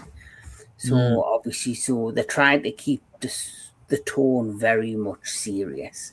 right, and that's a grand and see I think that's an important factor too. I mean, I don't want to get too I mean into that mindset, because I know there's some people who are not into the gospel or the religion, whatever. But this was a time when religion was a little bit, and I won't even say religion, I'll say more closer to godly, thought process, in terms of, being more conservative, being more, like I say, not like today, because if you look at today's climate, it's let's be honest, it's a very chaotic tone right now. It's very out of balance. It's just all over the top, and there's no so-called right or wrong. It's just like, what are you doing that's even helping the planet, or in terms of helping society be better for what it is? And all I see nowadays is just a manifestation of just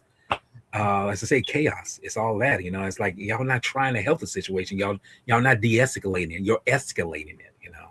But I just wanted to throw that out there. And what's Cam saying here? Yeah, yes, that's one. Yes.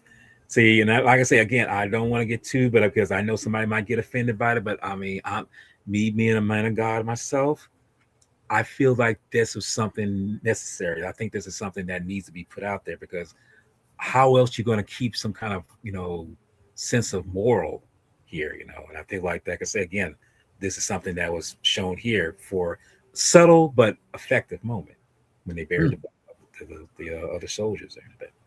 But getting back to what's going on, the doc and the captain pretty much are talking, and they're saying this thing what came through there, this should have vaporized whatever, but the doc pretty much has a theory that Well, whatever was coming through there must have been regenerating its, cells and whatever, like a million of a time right then and there, because it should have, I mean, and something that heavy should have just sunk into the earth. But he says, well, there's your answer right there.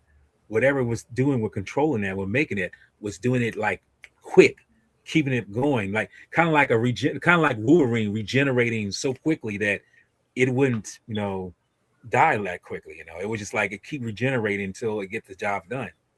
And this is where we realize that this is where the Captain Adams makes the judgment call to say, well, if this is what's going on, if this is the havoc that's, or this is what's attacking and this is a danger on this planet, we got to get the protocol of making sure we get the people who are here now off the planet.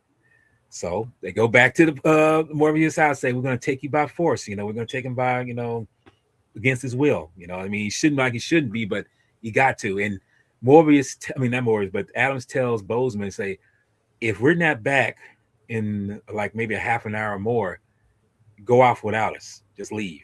Ain't no sense sacrificing any more people. So they go back. They encounter Morbius. I mean, not Morbius yet, but they encounter Robbie. And Robbie, he says, like, I'm not permitted to allow anyone in. He's like, doctor said, isn't there some protocol where he says not to allow to crack our necks or something like that? And he said, this is true. And he says it's such a warm, kind of very, inviting tone. But he's like, say, this is true, but I am not allowed to let anyone in. And they try to shoot him. He's like, beam, it's like, yeah, you're done. So they go in, and Altera is there. She says, I don't know what's going on. I'm terrified and everything. And while this is happening, while Adams is, comforting her, Doc makes the sacrifice to go into the room where the brain boost machine is at. He goes in there, gets brain boosted, and he only has like seconds until he dies because it's that powerful. And he tells Adams, it's like, but my mind, you should see my mind now. It's up there in lights, bigger than his, and everything. And he pretty much tells them, as fast as he can, because he's about to die. He tells him like the Morbius was too close to the matter and everything, the problem. He said that the Krell, they created a way of producing, stuff, making it tangible out of thin air. And they thought, the subconscious, they figure like, they weren't close to the problem. It finds out they had solved the problem. They had eliminated the problem. It was already done. It's just that there was one glaring this one little thing that pretty much set it up that this shouldn't exist. This technology should not even be in the hands of anybody. And so basically what happened is the machine that they created, when the Krells use it to go into the subconscious to create whatever they want using matter, or it was a machine that in the end caused their own demise. Mm-hmm. Because I think whatever they created, eventually it got too out of control that it destroyed them. It's almost the machine that they created, that created the problem, survived and was still functioning even after the Krells had all been wiped out. Isn't that kind of funny? It's that old Frankenstein motif there. A creator creates something, but it becomes it becomes his own, or his or her own demise. It's like that is the case. And the funny thing is, you would never know that they did this to themselves. The Krell did. You think like, well, with inhabitants, in these intelligent beings, you would think like this, like, how could they destroy one another? How could this is where you find out exactly why. Because Morbius comes confront Adams and saying, like, you need to, you're not letting go. And see, you start to find out that Morbius has been infected by this, and he's able to generate these kind of manifestations. And the funny thing is, Adams tells him in no small order that the reason why the Krell are gone because they were not they were vulnerable to the very thing that killed them, not the technology, but their own lust for wanting destruction or jealousy, whatever the most pettiest of petty things that even us as human beings have today. The id. The id. We realize that this is where the poetic or philosophical moment really kicks in. When you start to realize that no entity in this world, no creature, no kind of manifestation of whatever is exempt from their very desires, their very invulnerability. Anything you think you can be the most, how can you say, just level-headed, very conscious of your existence and not to be violent or anything like that. But no one, and I mean no one, this is what I say, I mean, and you could say this is getting preachy, but again, this is the problem with society now. You feel like preaching is a bad thing, but it's like, no, it's a warning to say you need to be aware that you are not exempt from creating this kind of chaos. You think the Krell was smart enough to be avoidance of this kind of chaos? And it shows right here, no, they weren't. And Morbius was just another example, or I mean, not so much villain, but victim of this technology or his own, so-called ego or whatever. Well, he was like an explorer. He was a scientist, and a scientist and an explorer. The one thing that they're known for is their curiosity into the unknown or the unexplained, and they like to solve the problem. They like to discover the secrets of this and that, and obviously his kind of hunger for solving the Krell's technology and problem proved to be his downfall. He succumbed to the machine's power and abilities and became like addicted to it without knowing he was becoming addicted to it, and then it ended up being his downfall.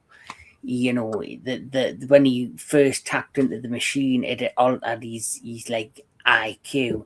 So now that he was smarter, he thought, all right, I have the power to control this machine, where he didn't have the power at all. He gave it basically ended up controlling him and being like a drug every time he tapped into it. Yeah. See. And see, this is something I have to kind of mention too, before we go any further, that I, for myself, have tried to, maintain a sense of being very, humble, being very calm, being very, basically just being someone who's not going to escalate something to whatever degree. But I know from my interactions with certain people who have let this happen, I let my own dark side come out. And I can tell you right now that seeing that part of me unleash, or at least a part of it, it scared me. And knowing that small part come out scared me enough to realize, like, I can get this dark. I become this dangerous. I become this, very, unwilling force of destruction. It's like you realize, like, this is one of the reasons why the Krell didn't, keep it under wraps in terms of their own power, because they didn't realize that power was the thing that destroyed them, because they didn't believe that they themselves could be this kind of unwilling, power in terms of destruction. But as it turns out, it's just another basic, philosophical way of showing how we in the world work too. We think like we're kind of, calm, we're civilized, but that word is so taken out of context nowadays that, and I used to believe that if you're living in the cities, living in pretty much a society where people live in houses, buildings, and everything, they're the civilized ones, and the ones who live in, the so-called jungles or whatever, they're uncivilized. But I, as you get older, you see things more clearly and more different than you were when you're younger. You realize, like, no, all human beings, no matter who they are, where they live, all of us are not on the level of civilized minded uh, thinking. All of us have a dark side, no matter where you Mhm. come from. This is where the moment where you see that Morbius is no farther from being untouched by that at all. When you see that, when Robbie says that Morbius, Morbius, something is coming this way, and it's like, what is coming? So this is where the effects of the film really, I mean, we've seen the effects in the film play out pretty much tangible and whatever, but this is where it kicks up a notch. And it's like this, and I'd say again, this is the moments where it really scared me, because you don't see the id. It's scarier not knowing, you don't see it, but its interactions with the surroundings, it comes through. Yeah. you go you go pretty much, like I say, they go into the room where the brain boost and everything was. And like I say, this is where Adams explains to him in no short matter, we need, no, in fact, before they go into the room, um Morbius tells, kill it, I mean, stop it, Robbie, kill it. And this self mechanism where he set into Robert not to harm humans kicks in, and he short circuits himself, because Robbie knows. Robbie knows that you are the one. The id is not the id. The id is not the monster. You are. You are the manifestation of all this. You are the one who's creating this. You're But the also, don't forget, he also said he can defend, but he can't kill humans.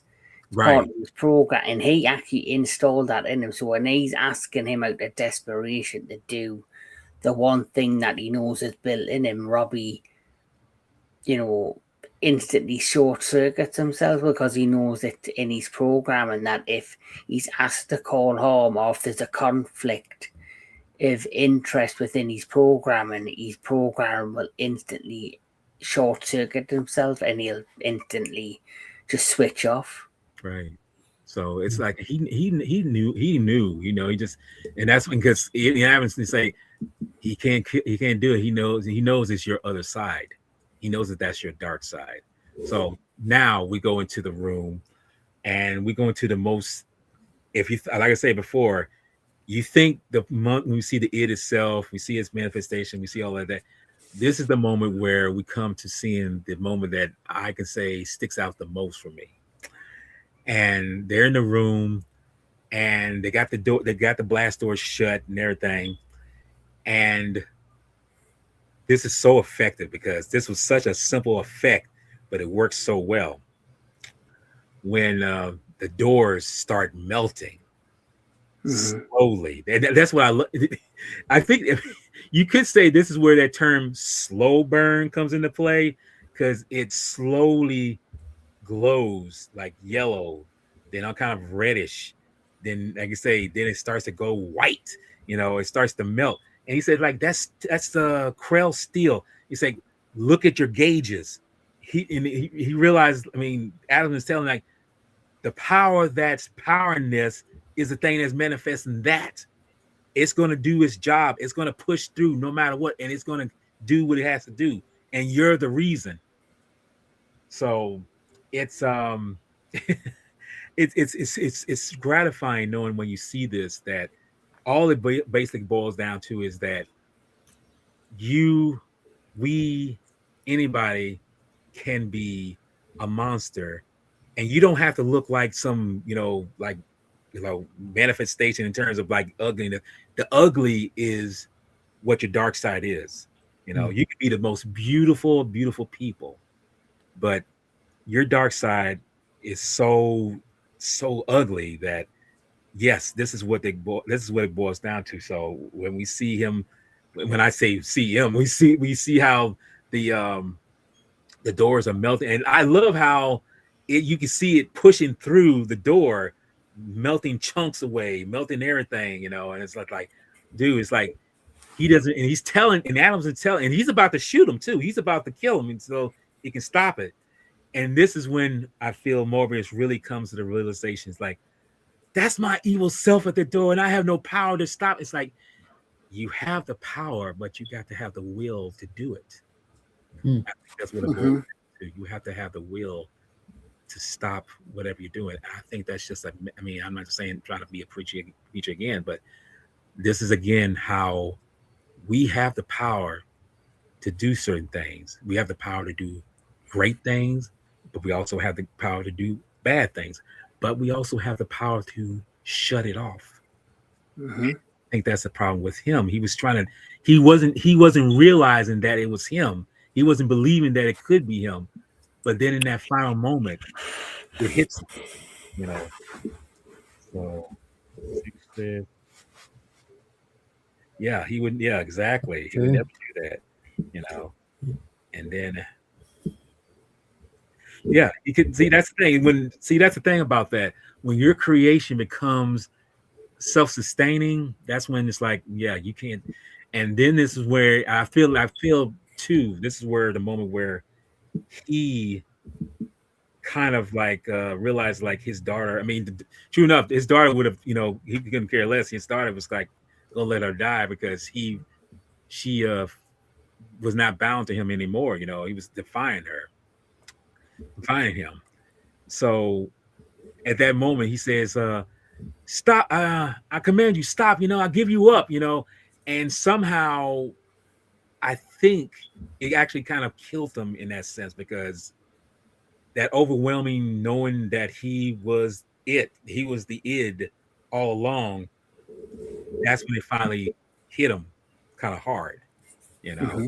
I don't know how y'all would take it like that. I mean, because that's from my point of view, because I mean, anyone can take it from a different point of view than anything else. You just got to see it from how your perspective of it is. I mean, I don't know how y'all feel about it. I mean, in fact, how would you feel about it in terms of that? I mean, if that's what killed him, or it was just whatever, that mindset. I think what killed him was not only did he come to the realization that it was his, in a sense, his subconscious that was the monster the whole time, but it was actually finding the will. But because of how long he's been tinkering with the Krell's technology, his will is diminished. So when he actually used his will to fight back against the id, that was the last bit of life that he had left in him, and as such, that mental and even psychological exhaustion is what led to his death. And I want to say that this is where I say that Forbidden Planet is a genius movie in the science fiction genre, because when you look at the poster and then you look at the first act of the movie, you're thinking, okay, it's clear, cut and dry. Yeah, it's a movie about a robot that terrorizes the crew, because look at how he's holding the woman in his arms. But then you get further toward the end, you realize it's not that way whatsoever. And it actually emphasizes that the monsters that scare us the most, the ones that actually terrify, it's not the most outlandishly designed, and it's not something inspired by someone's nightmare or a real life experience that someone had.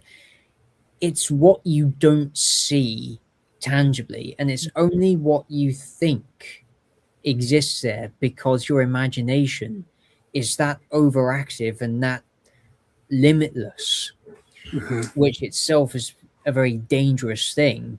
And in the context of this, nothing can scare you more or even destroy an entire civilization than the technological prowess and accomplishment combined with the infinity of an active, imaginative mind with huge potential and power within that creative space to generate something or someone that has the power to destroy after being created by the power that creates. Mm-hmm. Exactly. Very true. And You need to also remember when he first arrived on the planet 20 years prior and he lost all of his crew, there was no like Earth authority that were going to just turn up within a week after they all died. He was left alone for 20 years on the planet being corrupted by the power of this machine and its technology, and he gave into the dark thoughts that it was, being seduced by it all. And then in the end, he was in denial for a long time, that he was the problem because he had nobody there to tell him he was the problem or to, be that counter, balance to him, because all it thought was there was him and his naive young daughter. And then when you've got like these astronauts turn up and he's now got somebody telling him you're the problem, as you know, we know in past experience, well, I know in life, that when you see somebody going down a dark path, no matter what it is, because this could also even be a metaphor for addiction. Yes, that's a very good point. Because, he's addicted to this machine and he doesn't realize that when he, like I told you before, he was a scientist, he was an explorer. He got to the planet, he discovered this machine. When you are an explorer, a scientist, you're there to discover, and you get addicted to wanting to solve problems or to solve, the mystery of like an ancient civilization, technology, whatever it is. Like a paleontologist, you want to figure out what bone goes with that bone to make the skeleton of this dinosaur. All of these kind of things. And he got seduced by the power when he first started switching on that machine, and it became an addiction. It slowly corrupted him, and then in the end, though, he kind of did come back from the brink, but by that time it was too late. Yes, and I think his addiction and his own mind and selfishness destroyed him. Yes. I think Gamazonian actually said it best. Dr. Morbius was both the hero and the villain. That's a good point. Because I mean, like I say, I'm not going to say too much of like a Luke. I mean, a Skywalker motif in terms of like he was this innocent, but turned out to be a villain in the when I say in the end turns into a villain, but becomes a hero again. That's so Anakin becoming the dark side of himself, as opposed to what he allowed himself to become because of certain things, and it manifests. But in the end, he would become the hero again because he saw that something turned him from the dark side to the light again. It's a brilliant, like I say, it's a brilliant manifestation of showing how there's so many layers on this movie that some people will not catch, and then maybe see it. Go ahead. There's that saying, isn't there? The road to evil was paved with good intentions. Yes. So you had the good intentions of wanting to just explore and discover the history and of this world, the Krells, and then it, like you see, it corrupted him. Well, and that's the thing that led him to do the next act in the movie, where he's slowly dying, and he tells, and it's kind of funny how he says, "Son, push that lever there." I mean, it's like he realizes his faulty, he realizes his, his negligence, and he tells him to push this button down. He says, this started the reaction of the melting of the reactors in the planet. It can't be stopped. It can't be reversed. That's when he realized, that moment right there is like, no one should have this power. No one should have it. In fact, it goes back to something someone said in some movies, and in fact, I won't even say it now. I'll wait till we get to that point. Start to melt the core of the planet, and it's going to destroy it. So he said, be over 1,000 or million some miles, million miles away to be from the blast and everything. So at that final moment, he says Altera, and this is he dies. So we're back on the ship. We're a million miles out, and pretty much, they see the end of Altera 4, and it's gone in the blink of an eye. Yep. And this is the moment where pretty much, in fact, I'll let you Daniel say what he says to Altera, because I think you probably give it a better effect on it in terms of what he says. Right. So he basically comforts Altera, knowing that her father, despite his flaws, he believed that he did right in his profession as a scientist, but he ventured too far into the darker side of his scientific research. He then reassures Altiera that in a million years from now, the human race will end up exactly like the Krells, where they will become so technologically advanced, they create technology that has such power that it ends up destroying as much as it can create or benefit. So it's this lesson to learn from a different species in the whole of a world that was light years advanced compared to humanity will ever be. But it's because they advanced to such a point at such a rapid speed, they caused their own extinction.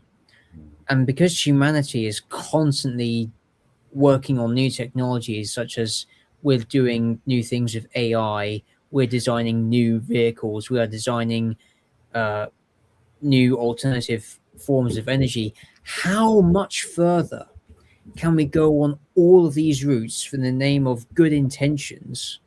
Can we end up before we actually end up undoing our own foundations and actually making our own destruction?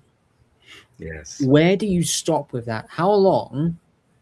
Say, for instance, because over here on this side of the pond, we're very much driven toward renewable energy. In 10 years, 20 years from now, the hell, even 100 years from now, we go down this renewable energy rabbit hole like the Krells did with this technology of using imagination to create. When exactly does this alternate route take us? Not towards benefit, but towards destruction. It's like when's enough? Yes. Basically. Yes. And that's the And process. is there ever a point of return? Or is there no point of return at all? And see, that's the go-to right there. It's like you can never say that. Are you benefiting humanity, or are you just benefiting yourself? And like he says, he tells Altera, and saying like, you have to remind yourself, we are not God. And see, that's the thing we have to remind ourselves. We as human beings, we could. I'll apply like this. I'm not going to say humans. I'll just say anything in general. If you're not the supreme being, we shouldn't tangle with this. We should never tangle with anything like this, because we seem like we should be more calm and collected to deal with it. But the end result is we're not. We're still children at bay when it comes to this stuff. And we know how children act. But in my mind, adults act way worse than children ever be. Agreed. But that's just my opinion, though. But that's the ending of the film, and it's the more we're saying right here. Yes, they resonate so perfectly today, so perfect, because it's almost like this movie was a foreshadowing to what we would see in our daily lives. I mean, it's I know it's not this. I know this film is not meant to do that. It's supposed to entertain, which it does. It entertains the hell out of me. I know it entertains you guys, but the end result is films like this that makes you think. It's one of those many thinking films that grabs you with the visual, but hits you with the The spiritual, metaphor. yes, and metaphors and everything. And I think that's what's all boils down to. Because why else would you still see this film today, 70 years later, and still feel like, wow, this movie was a lot more, in terms of saying something than most of these films today, because some of these films today, they entertain, but they don't really say nothing. It's like they don't have no substance to this. This movie has substance to its core, you know. Hmm. So, Yeah, Very and I'd true. like to add on to that now, because having seen Forbidden Planet and then realizing what we've just been talking about, and then you look at a movie released from today, genuinely ask yourself, when was the last time you saw a movie in this day and age that made you think like Forbidden Planet does? that's a very good question. Maybe the creator. You know what? Yes. I mean, that's not far fetched from saying that, because I mean, me and you talked about that, Kevin, that the creator had those nuances about that. It's kind of like this, you know. And yeah, I know he did. He had to, how else would you get the transporter effects and everything? Mm. uh, but no, that's a very good question, because it's very rare. In fact, I'm gonna take it one step further. I mean, I think she brought it up too. Queen said, George Lucas, his film, well, at least the earlier Star Wars films, had a multitude of layered philosophical nuances about them. It's just that you just didn't see it. You just feel like, okay, you got the action, you got all these, sword play of lightsabers, of gunfire, and ships flying, but underneath all that bravado, there's something embedded in that. I Yes. mean, you can go as far as saying that something like ET, it's about an alien, it's about the Hmm. world, but what is it really saying? It's about a child who's part of a system where he's living with his mom, who's divorced from her husband, and he has no way to connect with anyone, And even Mm. further, I'll take it even further with that. When you work at a film like Godzilla's Revenge or All Monsters Attack, it's dealing with a latchkey child, which I was myself at a time, where the mother or the father has to work, but the child is left to their own devices, to basically, because you grab the notion of, okay, we know Godzilla's in this film, he's not in that much, but what is it really saying?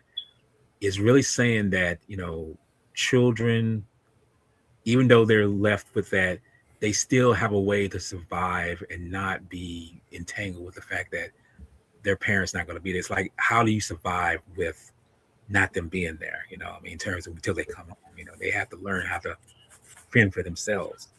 I Mm. mean, it's so many things. Yeah, exactly. Yes, it's yes, it's look. Some people say that's a bad film, but I see something more to it than what some people say. Because I can see that. I can see those philosophical things in that film. But no, that's a great point to bring up, because it's all these films like this have such more to them than just what is on the surface. Dig a little deep, and you will see what's really there. What's, like I say, peel back that layer of onion, that onion, peel back the layers, you'll see what's underneath that. You know.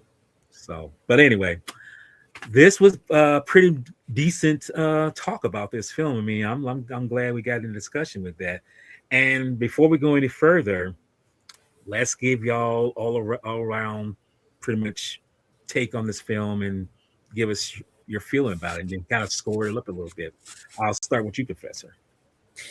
I'd actually give this film a very high rating. I'd actually give it a solid 9 out of 10. Yes, it is dated in some areas. The special effects actually hold up pretty well for their time, albeit by today's standards.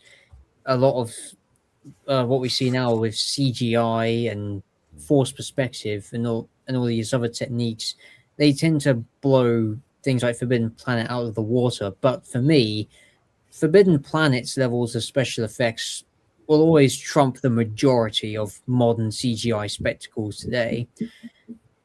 There was a really well executed premise. The casting, what I thought was actually pretty good for it. It's actually very well good for the time. Leslie Nielsen, considering that I saw him in more comedy roles, I actually thought it was very refreshing to see him in a more serious movie as a more serious character as opposed to his later performances. Then, of course, you have the cultural significance of Robbie the Robot, instantly recognizable and just a wonderful piece of cinema history in terms of costume and prop design. Because when you look at Robbie, you have to imagine the actor wearing that costume with all of that circuitry going on, causing all of the dials in the visor to go around, the antennas spinning on top and the side of the head. You just have to wonder. This was how things were done back then, and they pulled it off brilliantly. And you look at today, for the most part, there are some diamonds in the rough, as it were, but then for the most part, it's like, wow, 2026, and we have whatever the hell this is. What?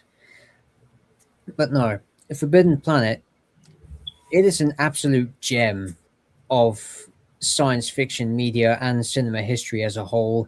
It is, again, I can't iterate it any more than saying it's a fantastic movie. Great set designs, great miniatures.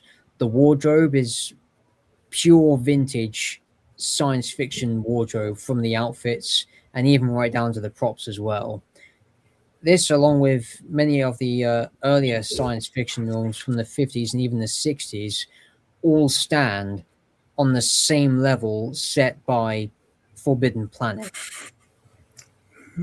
Star Wars, Star Trek, and later pieces of science fiction media, all in some way, and Doctor Who as well. They all owe a tremendous debt in some way, shape, or form to Forbidden Planet, and many of them are a close second to this movie. So yeah, I'd say full 9 out of 10 from me. Okay, cool. Well, Kevin, your overall thought on this film? So my overall thought on this film is that this was one of the first sci-fi films from MGM in colour, so it made history there. It's set designed, it's lighting, like I say, the great way they use practical effects, suitmation with Robbie the Robot, who's a pop culture phenomenon,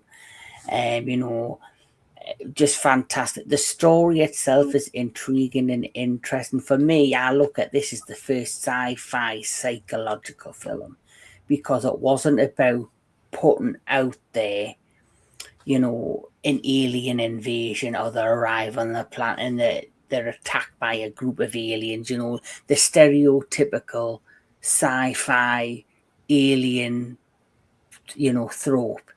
It was something a lot deeper. It was something a lot, out there that hadn't been done before, in my opinion. It was about the scientists who got corrupted by not the aliens themselves, but leftover technology from a time long forgotten.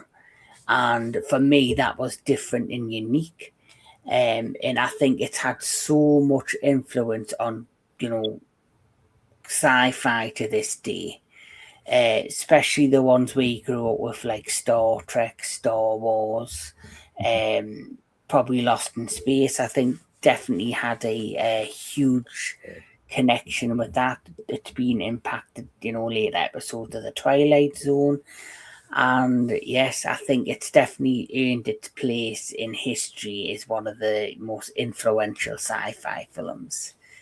And like I say, it clearly, inspired in the UK, the UK pop culture store, which is called Forbidden Planet, which I'm sure Daniel can attest to is just phenomenal. Yes, I I can. was gonna say, I got the picture here. This is what it looks Yep, like. there it is. Yeah, that's Yeah. my branch. That's the branch in Newcastle. And this is the Yeah, that's it. logo of Yeah, Yeah. yeah. Absolute vintage logo. Pure, nostalgic, vintage science fiction design. You Yes. can get everything and anything, sci-fi, pop culture, anime, anything of that nature from that store. Okay. And if I'm going to rate Forbidden Planet, Mhm. I'm going to give it a solid 8 out of 10. Okay. And I've just read there, because whenever I do these things, I always read. Back in 2007, James Cameron was in talks with New Line Cinema to do a remake. Oh no. But clearly it did not happen. But there is a remake apparently in development. On November the 15th, 2024, Brian K. Vaughan was announced to be writing the new screenplay for the Forbidden Planet remake. See, you just got my hopes. Don't cry, Daniel Miller. Don't No. cry. Let's see. James Cameron, mid 2000s, wrote a 2007. remake of Forbidden Planet. Yeah, And New Line thankfully, Cinema had been developing a remake with James Cameron, Nelson Gidding, and Sterling Silberfant in 2007. DreamWorks then set up the project with David Timworthy, who was set to direct. Warner Brothers then required the rights the following year, and on October the 31st, 2008, J. Michael Straczynski was announced as writing a remake. Then it was Joe Silver was going to produce it. Then Straczynski explained that the original had been his favourite science fiction film and it gave Silver an idea for the new film that makes it. Not a remake, not a reimagining, and not exactly a prequel. His vision for the film would not be retro, because when the original was made, it was meant to be futuristic. Straczynski met with people working in astrophysics, planetary geology, and artificial intelligence to reinterpret the Krell backstory as a film trilogy. In March 2009, Straczynski reported that the project was abandoned and the new script was requested. That was in 2009, and now in 2024, Brian K. Vaughan has been announced to be writing a new screenplay for the remake.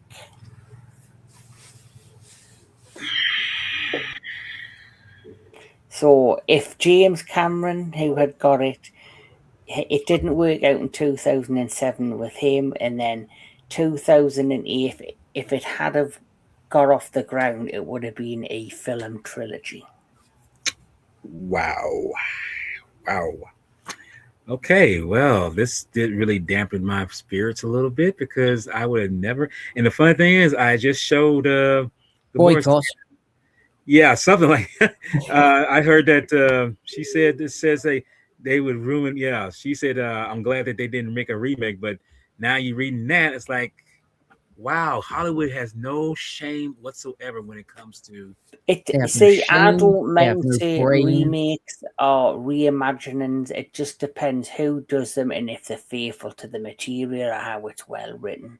We know that there's been many films and series that have been remade, that some have done well and have been entertaining enough, and some of them have been just an outright disgrace and forgettable. Like, this. I'm trying to think of one that I do enjoy. Film wise remakes, I do like 310 to Yuma. That was a decent remake. So it depends what the material is and what the story is. Sci-fi remakes, the worst remake they ever did was the one with Keanu Reeves and Kathy Bates. Is it the Oh, oh, I know the one you mean. Oh yes, Mm. oh my God, The which is day the Earth stood still or something. we Yeah, know that, that- and it was That interesting. was just fucking diabolical. And what's But funny then is, I'm not gonna lie, it was different. I did like Steven Spielberg's War of the Worlds. yeah, it's different. It's not. It was not set to the tropes of what the original was, but oh my God, that's crazy. That's so crazy. I just like, and that's why I say Hollywood come up with some originality, or at least take what you've seen before and kind of do your own thing. But it's like, nope, we got this like but but as you say, if it's done a little differently, or reimagining of it, okay, that's okay. But I do like what Queen Glamazona said. I think I would prefer a TV show. I think like an 8-part mini series to map out the story yeah, and make it believable instead of like force feeding the story in a 2-hour film would be better. yeah. right. Well, And also avoid the mistakes that Bates Motel made when it came to the Norman Norma dynamic. Like when they had Norman talking to Norma before he actually committed matricide. It's just like, okay, how could you screw that aspect up? How? Why? I I mean, I don't know. get it. You're reinterpreting for today's audiences, but no. Well, that's why you think this the crowd today is a little different than the ones back then, especially around my generation. It's a whole different ball game. But then again, this is why you got to be kind of cautious about making remakes, because you don't know how it's going to go and how it's going to play out. You know. Mhm. But that being said, let me give my own 2 cents. This film is still a gem.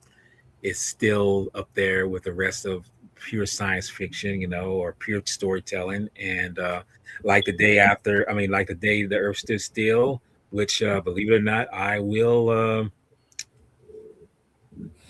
Well, I mean, hey, it's all right. I'll just say that I will be doing on my channel sometime in the future, because I actually want to talk about that film, because it's another gem worth Hmm. talking about, which has even more, even not so much more, but just as much underlying layers in that film as the Forbidden Planet does. And for me, I would give this film.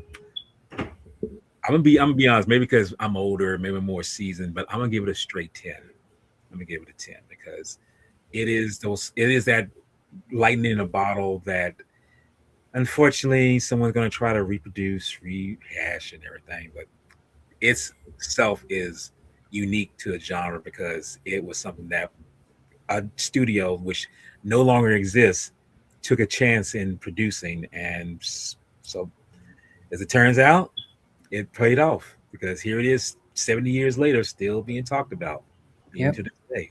So Mm. Yep. that's a good thing. Yep. And I But have to say, oh, go ahead. sorry, Walter. No, Oh, go ahead. no, I have to say that looking at Forbidden Planet for the first time on Blu-ray, I have to say that it's been transferred and updated for that format pretty well over uh, over the over the time which physical media has changed from VHS to early DVDs and then onto Blu-ray. And I found this out earlier this afternoon that a 4K remastering of the film is currently in the works, and there's no specific date listed yet, but they are looking at a late 2026 release. Okay. I wonder if it's for the Yeah, the film I thought you might have wanted to look into, which could connect to this, The Invisible Boy. Yes, I was about to say Oh, the Invisible Boy. that's Yeah. included as a bonus feature on this Blu-ray. Mhm. Oh, nice. And I have to say, the Invisible Boy, it's nowhere far as, I mean, it's totally different from Forbidden Planet, but it's a real gem in terms of, it's just a fun, joyous kind of film. I mean, Robbie the Robot is not I mean, true enough, Robbie the Robot is in the movie, but the story is centered around a young boy, and even it has some kind of underlying messages in the movie, if you watch it. But it's a pretty decent film. It's a pretty nice film that just has a star from a previous movie in it, and they run with it, and it's a fun afternoon film if you just want to sit down, kill 90 minutes and watch it. It's a pretty cool film. I actually enjoy it for what it is. Yeah. But that being said, gentlemen, thank you for being on this particular outing with me. Before we go to the so-called outro bits, what do you have coming up on your channels? We're starting with you, Kevin. Oh, for me, so next week on the 3rd of it'll be the 3rd of April. We'll have the next Into the Darkness segment where I'm doing just a double film review of the Sinister films. Mm-hmm. With the first one had Ethan Hawke. Later that night, me, Anthony Jordan, and my friend Jill Nielsen are getting together to talk about The Sopranos, one of the best television shows ever made. Then the very next night, on the 4th of April, it's the next retro classic movie show where we'll be talking Double Impact 1991 with Jean-Claude Van Damme. And one more thing I'll add after that is that the following week on the 10th of April, which is a Friday, which will be 2 p.m. Pacific time, 10 p.m. UK time. It's the next Kaiju Connections classic Kaiju review, and we're going to be talking Howl Beyond the Fog. There you go. Yes, pretty decent film, I have to say. It's short, but it makes its point. Mm-hmm. Mr. Daniel Miller, what do you have coming up? With me, I have decided to get back into my creative writing, and I have some interesting ideas in the works, but for now, I'm keeping them under wraps. Okay. So I'm not going to release any major details at this point in time. But all I will say is keep your eyes and ears open.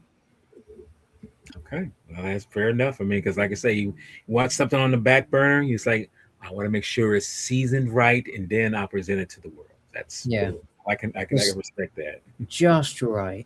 Exactly. So he's like, hey, okay.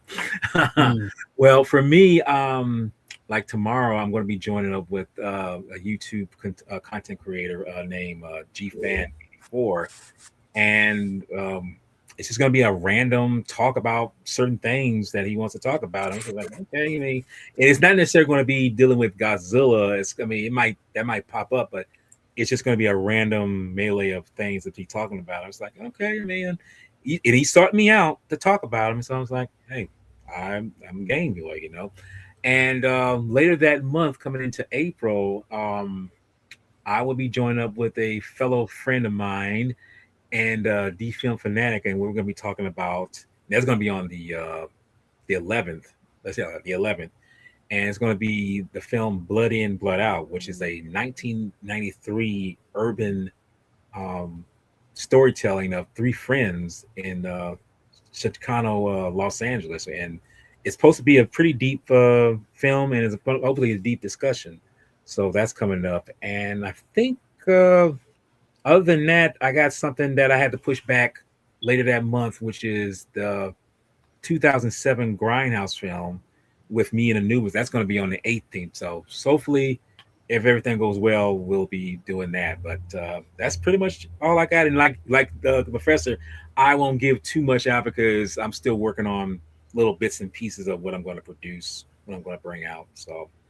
Other than that, that's pretty much a wrap, everyone. Thank you, guys, gentlemen, for joining me on this. I thank you for your canter, your time, because you didn't have to do this. But as you told me before, Kevin, if it wasn't for you guys, this wouldn't be gold. I have to say, it wouldn't be. It wouldn't work out. It really wouldn't. So, It's all you, brother. All you. Yeah. Yes, and everyone in the comments, like the Queen, thank you so much for your information and everything. Love it. Keep it coming. Everything. So, but with that being said, I'm going to end this here because, like I say, we don't know what what's coming up next. But great thing about it is we always have a next. So until then, as I always close out, y'all take care. Y'all be patient, please, and always keep the film legacy alive. Peace out now.